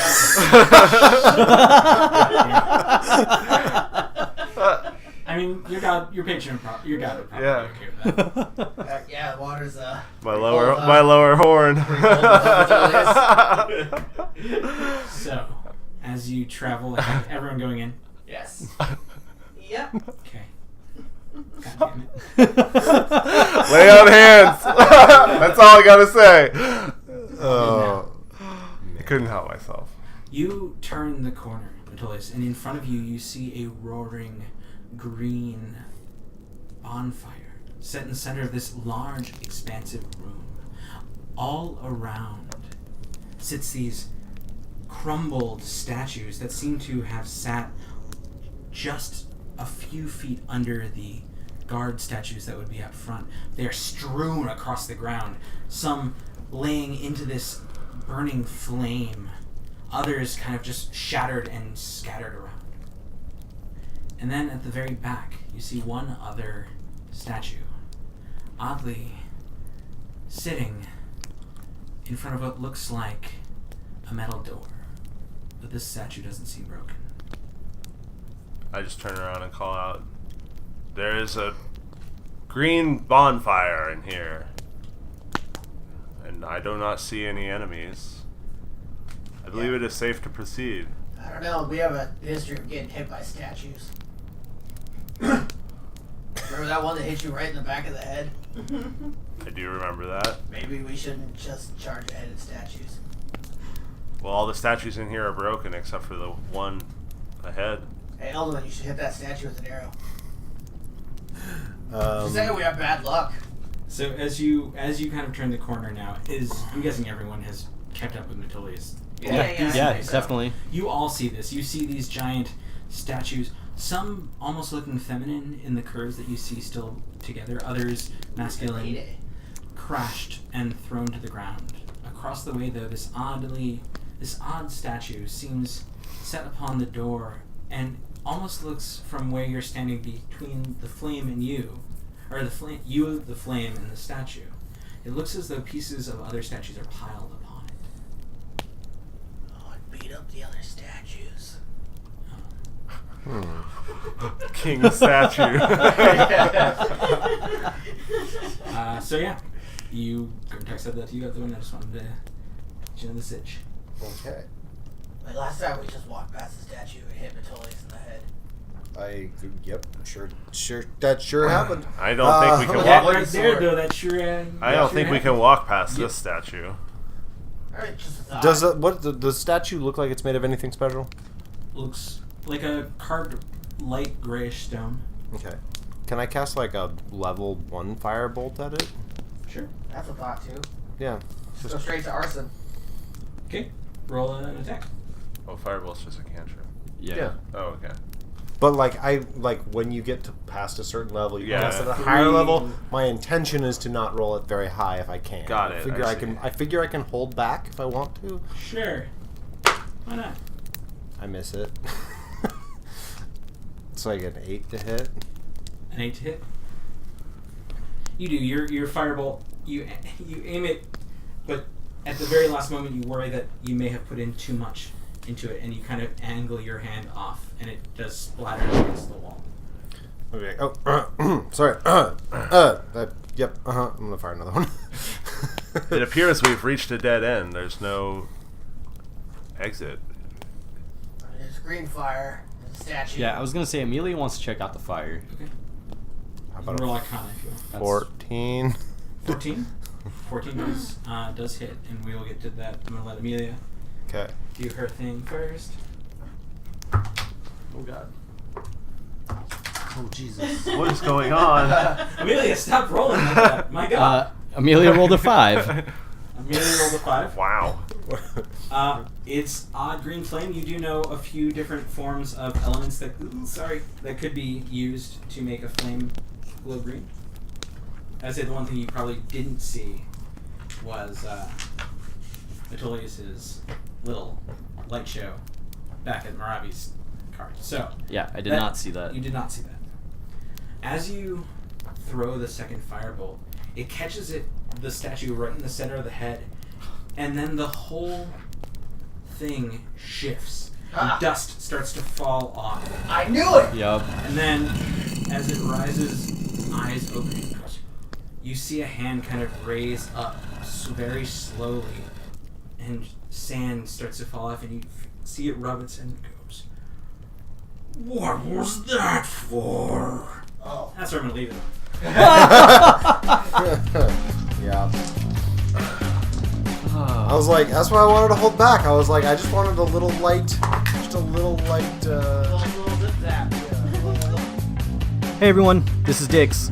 You all used to hear me as Loud Scout, but due to his unfortunate demise at the tentacles of a giant frog beast, you now get to hear me as Amelia Whiteheart. As sad as I am to be without him, I am also very excited for you all to see what we have in store for this character and everything she will bring to our story. We have a lot of cool things coming up, like the second installment of Bahal's Slaughter Stadium this Tuesday the 20th on our Twitch channel. This time 4 members of the Swordcast will be taking on a team of 4 put together by the God of Murder himself. Speaking of Twitch, there's been some talk lately of our next big Twitch project, and I would like to take this opportunity to officially announce that starting December 12th, you can join us every other Wednesday for the Swordcast Adventures Plays Waterdeep Dragon Heist. I will be the DM for the rest of the cast as they try to unravel the mysteries hidden in the City of Splendors. You can keep up on this and all the other great things we have going on by following us on Twitter at The Swordcast. You can also follow us on Facebook and Instagram at The Swordcast and at theswordcastadventures.tumblr.com. Also be sure to check out our website where we post things like maps of the places we visit and other podcast-specific artwork. If you want even more goodies like that, then don't forget to visit us at patreon.com/theswordcast, where your donations will help us continue to do all we can to make you the best product possible. We're currently only $20 away from completing our first goal, which is super awesome. Again, we love you all and appreciate all the wonderful support we have received from everyone over the last year, and we plan to continue to do it for as long as we can. Our next episode will be out Monday, December 3rd, so until then, be good.